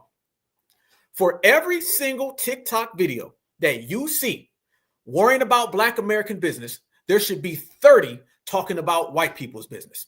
For every single time you see them talking about our ethnicity, they should be 30 talking about white people's ethnicity. For every single time you hear them talking about lineage or how much money or what's in your bank account, how come they don't talk about white people? Remember, y'all, there's more white people. Y'all want to play per capita? Here's a per capita for you. Per capita is they talk about Black Americans at 100% more than they talk about W's, but there's more W's here than Black folks. There's more Latinos here than Black folks. So family, you got W's and Latinos, but you want to talk about us 100 times out of 100. Why? Because you ain't nothing but a jealous, want to be foundational Black America, and you look at us as somehow being a meal ticket. That's what it is. Like my sister Natural said, they on YouTube as well. On YouTube making all these videos about us. Fam, I don't hear them talking about deportation. That affects them. I don't hear them talking about ICE. That affects them. I don't hear them talking about Donald Trump. They don't even talk about Donald Trump. Donald Trump will get out here and say Africa got a bunch of S-hole countries, and they'll make a video about Tariq Nasheed. What? Tariq didn't say that. Donald Trump said that. Donald Trump said it. Tom Homan said, we're going to send all y'all back to Africa. And they get mad at us. Rwanda and Uganda will come over here and say, we're going to take all of them and put them in jail in Africa. They go make a video about Black Alpha's twist. Really? This is what I'm talking about. These people are hyper obsessed. Fam, we're going to have to call it. It is Black American obsession. That's just, fam, what else is it? It's Black American obsession disorder. That's what it is, fam. It's Black American obsession disorder. And that's what happens when you excellent. Look at this right here, fam. This is what I mean. Watch this lady and how she's claiming that we need to leave America. Watch this. If this shit go down tomorrow and you need to get out of here by air, here's where you can go and what you need to do. Make sure you save this. Priority number 1 is going to be to get to a major international airport. Flights still operate longest from major hubs. So on the East Coast, you have JFK. You can go to DC, ATL, or Miami. West Coast, you have LAX, SEA, SFO. Central, you have DFW or Chicago. Easiest and fastest flights out are going to be Mexico. They have the most flights. You don't need. Fam, I got to be extra. Did she say fastest?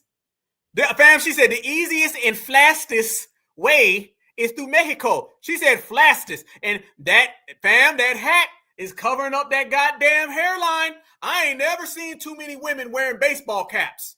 You covering up that hairline, Tether woman.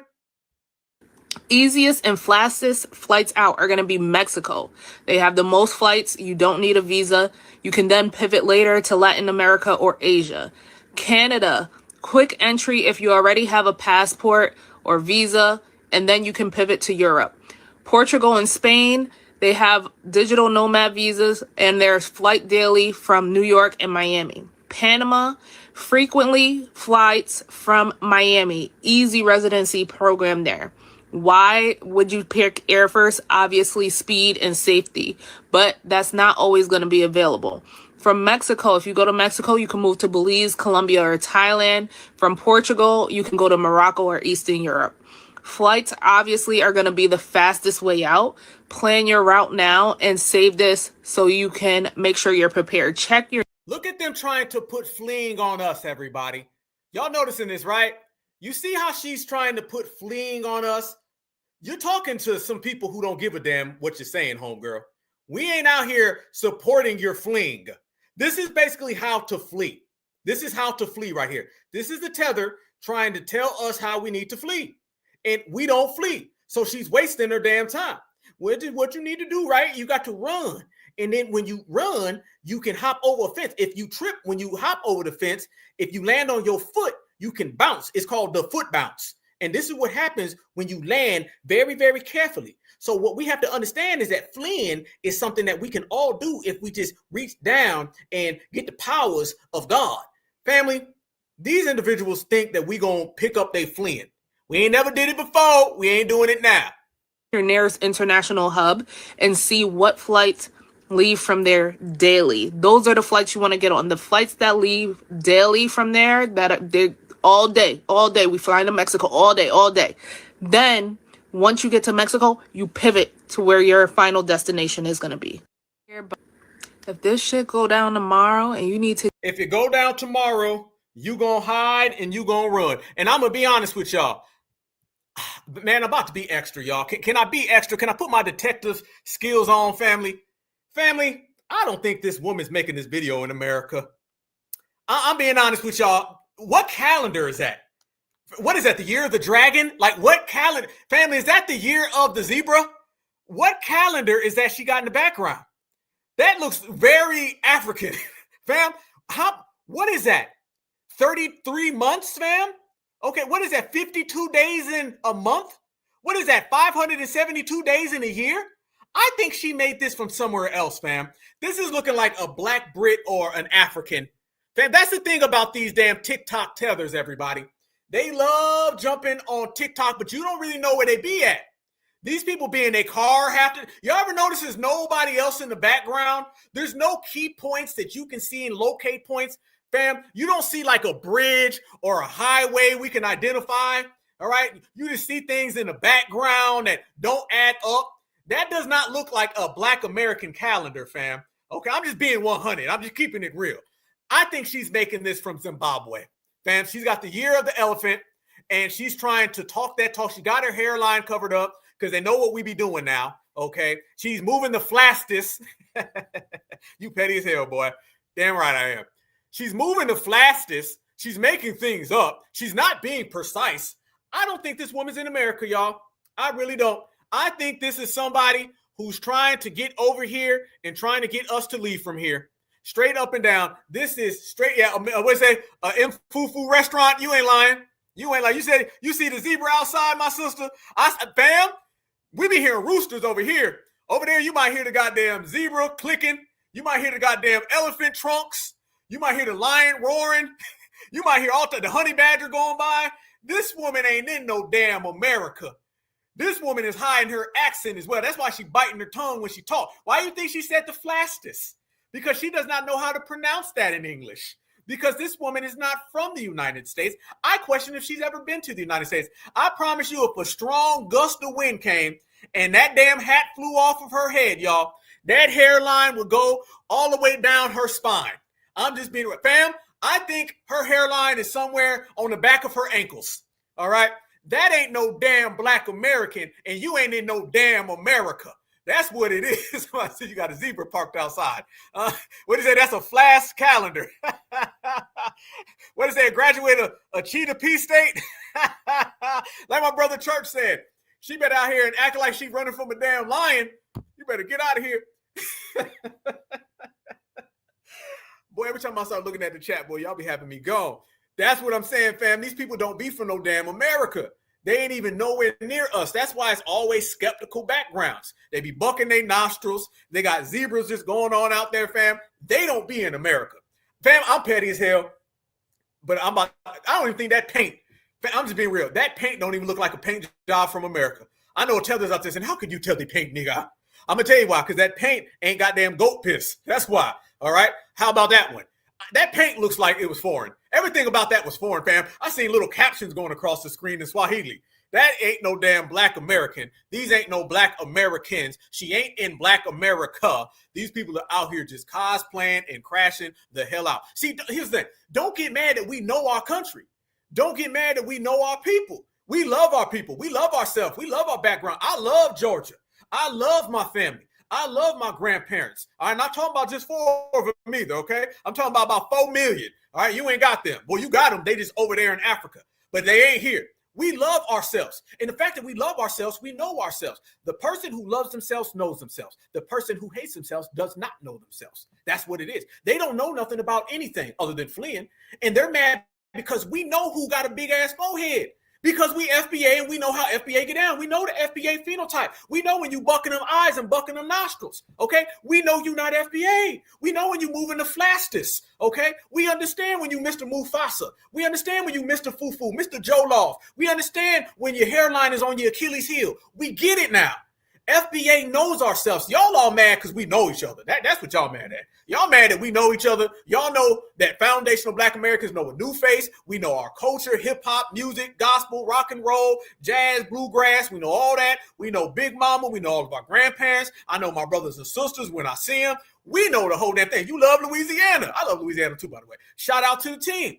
Family, we know ourselves, and the world seems quite mad. Let me tell the world. While y'all was out there hating Black Americans and didn't want nothing to do with Black Americans, while you was Me No Block and Stay Away Akata and Jareer and Jakba, while y'all was doing over there, all of that, we was over here loving ourselves and understanding the way the game goes. While y'all was over there wanting to be Karen and Ken, we was over here understanding how foundational Black Americans move. They don't like the fact that we know ourselves, fam, because what they thought, we was just over there picking cotton. No, be quiet. Go pick cotton.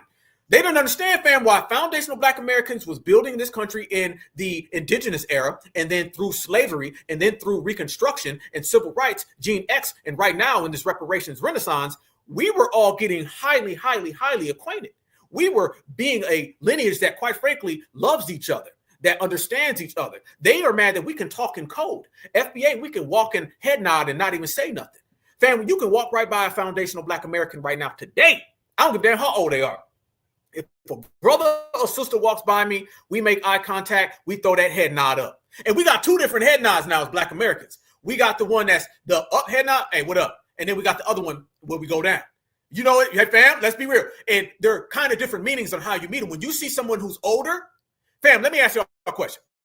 When you come across an older person and you can't really speak to them, but you're just acknowledging them, do you do the up head nod or do you do the down head nod when you see an elder? And I'll wait because I already know the answer. I'll wait until I see it. When you see a younger person and you see an older person, you got the up head nod, hey, what up, bro?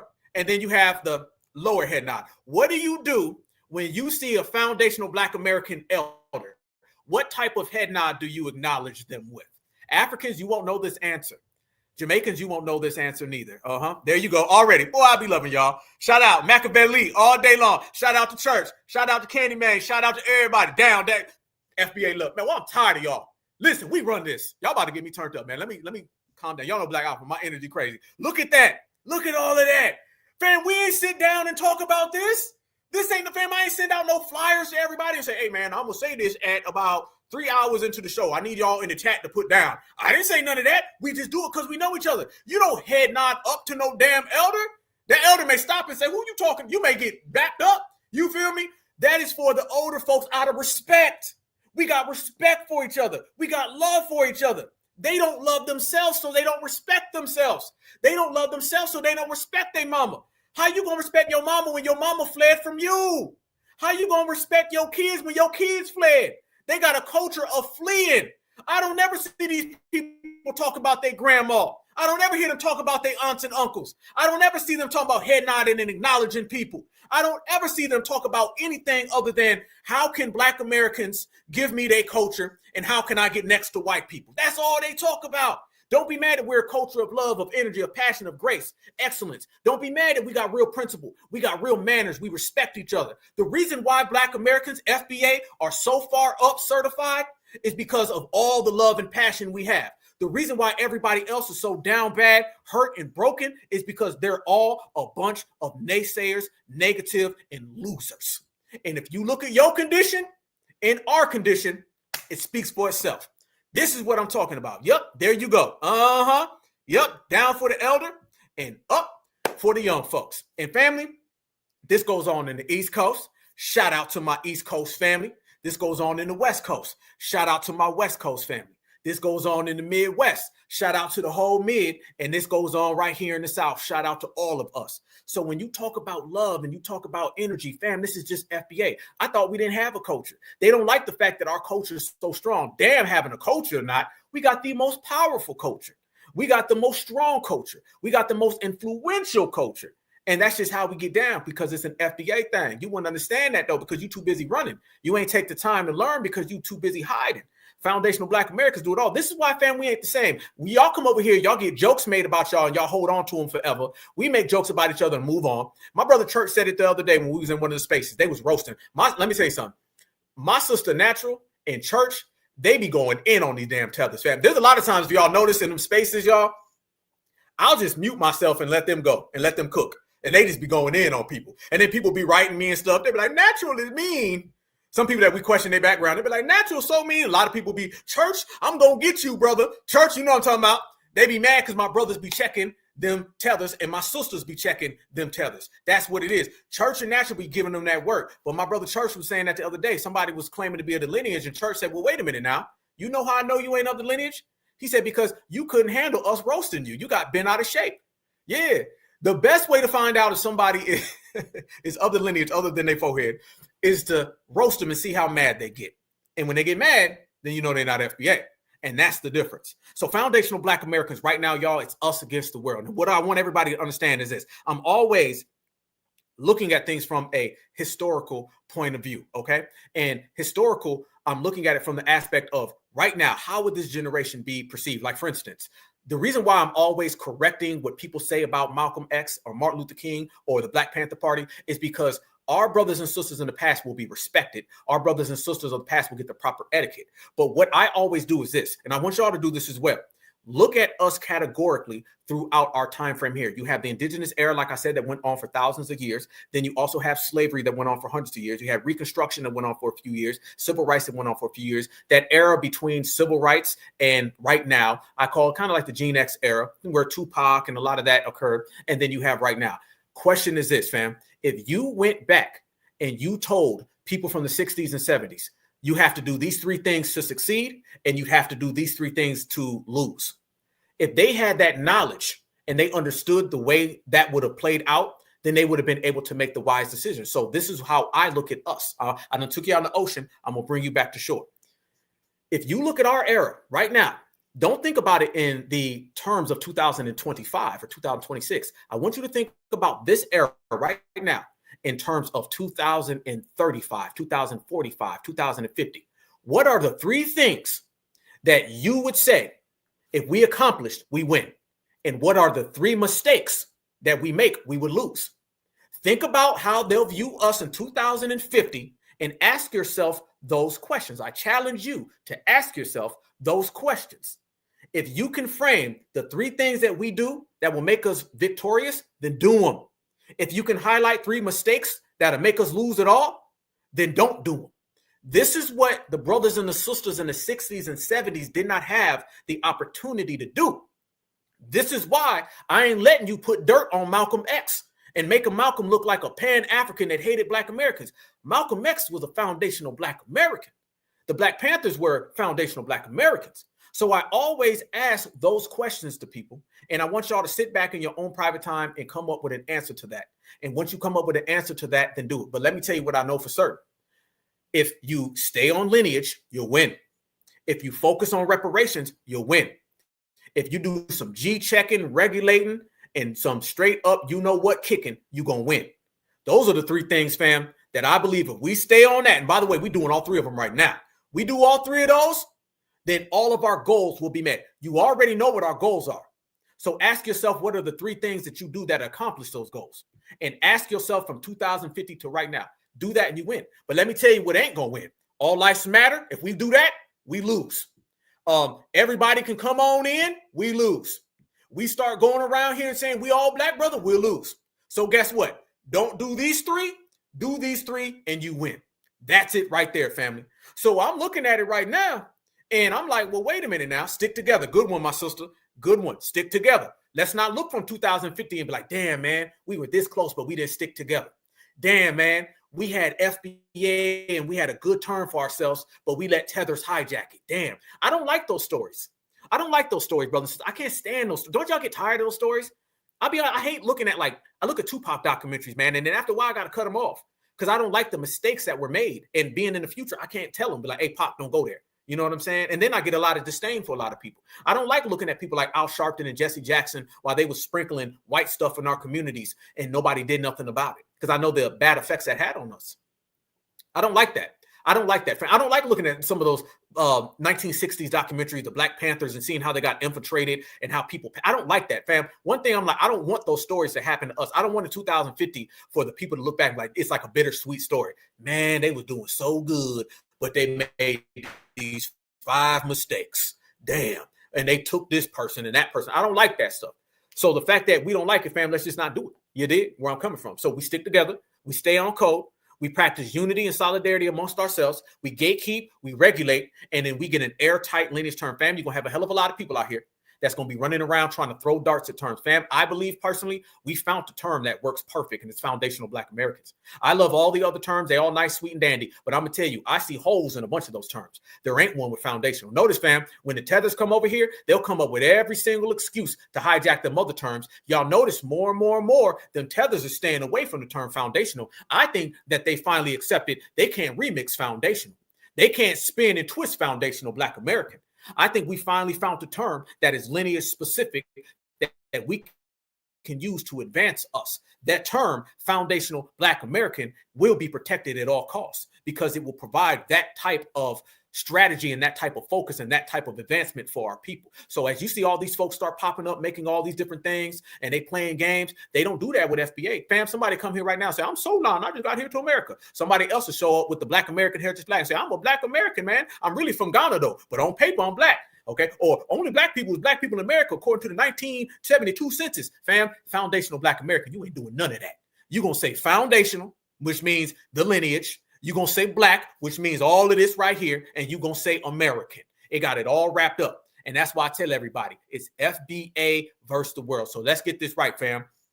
We have a good term, as well as the other terms we have. Because, fam, you're going to have a lot of dust balls, and you're going to have a lot of poes. You know what a poe? A poe is a proud hoe, okay? And there's a lot of proud hoes out here, and they don't like the term FBA, and they be like, that's an acronym, and they be all mad. But let me tell you something. Foundational Black American has been chosen by the people. When you look at the headline news, baby, when you look at them papers, you see FBA. Okay, we understand how to use everything else interchangeable. Okay, but one thing we also know is that foundational Black American is out here shining and shutting everybody down. So we got a good term, foundational Black American. We got regulating, great. We got delineation, great. Family reparations is the last thing to check off. So basically what I just told you, translation, is that we got our mind right, money right, and we ready to get paid. And when you put all that on the table and you got that all added up, the only thing left is for in the year 2050, 2060, and beyond for eternity. They're going to look back on this era, on this generation, on this time. They're going to look back at all of y'all and they're going to say, damn, they won. Because that's what foundational Black Americans do. Certified wins all the time, and everybody else just falls to the side. They know. Fam, it's been another beautiful broadcast. I appreciate chopping it up with y'all. We made one thing clear, is that it's FBA against the world, and I showed you people from all different backgrounds, all different religions, people from different continents, intercontinental, intergenerational. What's the one thing that you've seen in common with all of those people? What's the one denominator with all those people? Fam, they don't look alike. Those people aren't from the same background. They don't have the same religious practices. What's the one denominator in every single op that I showed you today? They all hate FBA. Somebody can come way from over here, they don't like us. Somebody comes way from over there, they don't like us. You got some people here that don't like us. So if all of them don't like us, then we gonna love us. And when we love each other and we stand together and we hold it down as one community, as one culture, as one lineage, heritage, as one ethnicity, as one certified family, we get things done. And when we get things done, they run. So if y'all looking right now for who the winners are, go look in the mirror, you're winning. If you right now are looking for the greatest, go ahead and look in the mirror. Matter of fact, pull out your family photo album. You're going to see a hell of a lot of winners, fam. We ain't got to make up heroes. We ain't got to have fantasies. All we got to do is just wake up and be ourselves. The exceptional greatness lives in us. It resides in us. Fam, somebody said one time to me, matter of fact, it was myself. I said it to myself. I said, I can't make it any clearer. I went searching for the champ and found him in the mirror. And I say that to all of you, each and every one of you.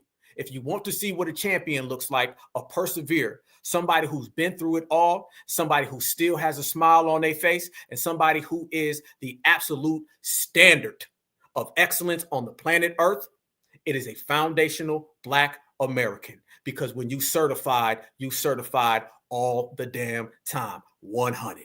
Fam, I love y'all with a passion. And since I love y'all, it's going to be a head nod down out of respect. And I'm going to send y'all the certified salute straight to your area. Certified vibes. Y'all stay good. Everybody, smash that like button. Yes, RIP to D'Angelo. RIP to D'Angelo, fam. Much love, much love and respect. We hold our own down. We give our own people their flowers, fam. So D'Angelo, you know we love you. A legend will always be a legend. You can't take legendary status away. And one thing for certain in this era, y'all, we don't give a damn about nobody. We're going to represent ourselves. We're going to praise ourselves. We're going to put ourselves on our own pedestal. It's foundational Black Americans amongst other foundational Black Americans. So let's represent all of our legends. Let's represent all of our people, our kids, our young ones, our oldest, our elders. Let's represent every single person out there and let everybody know, fam, we ain't got to leave the house because all the greatness is right here on the inside. All right. And if you come around us, you're going to see real damn fast just how great we are, fam, because it's on full display. So RIP to D'Angelo. Much love, respect to the family. And I want all my certified brethren to know, Black Alpha, I love y'all with a passion, and we are winning, and we only get stronger every single day. All of y'all, leave your area code in the comment section to this video. Make sure you smash that like button on the way out, and we out. I'll see you guys again on Friday. FBA all damn day, certified all the time. Y'all stay good. Y'all stay safe. Y'all stay vigilant, and know one thing for certain, no matter what you do, no matter where you go, that is, Black is beautiful, and beautiful is always Black. Peace and love, peace and love, peace and love. Free Huey.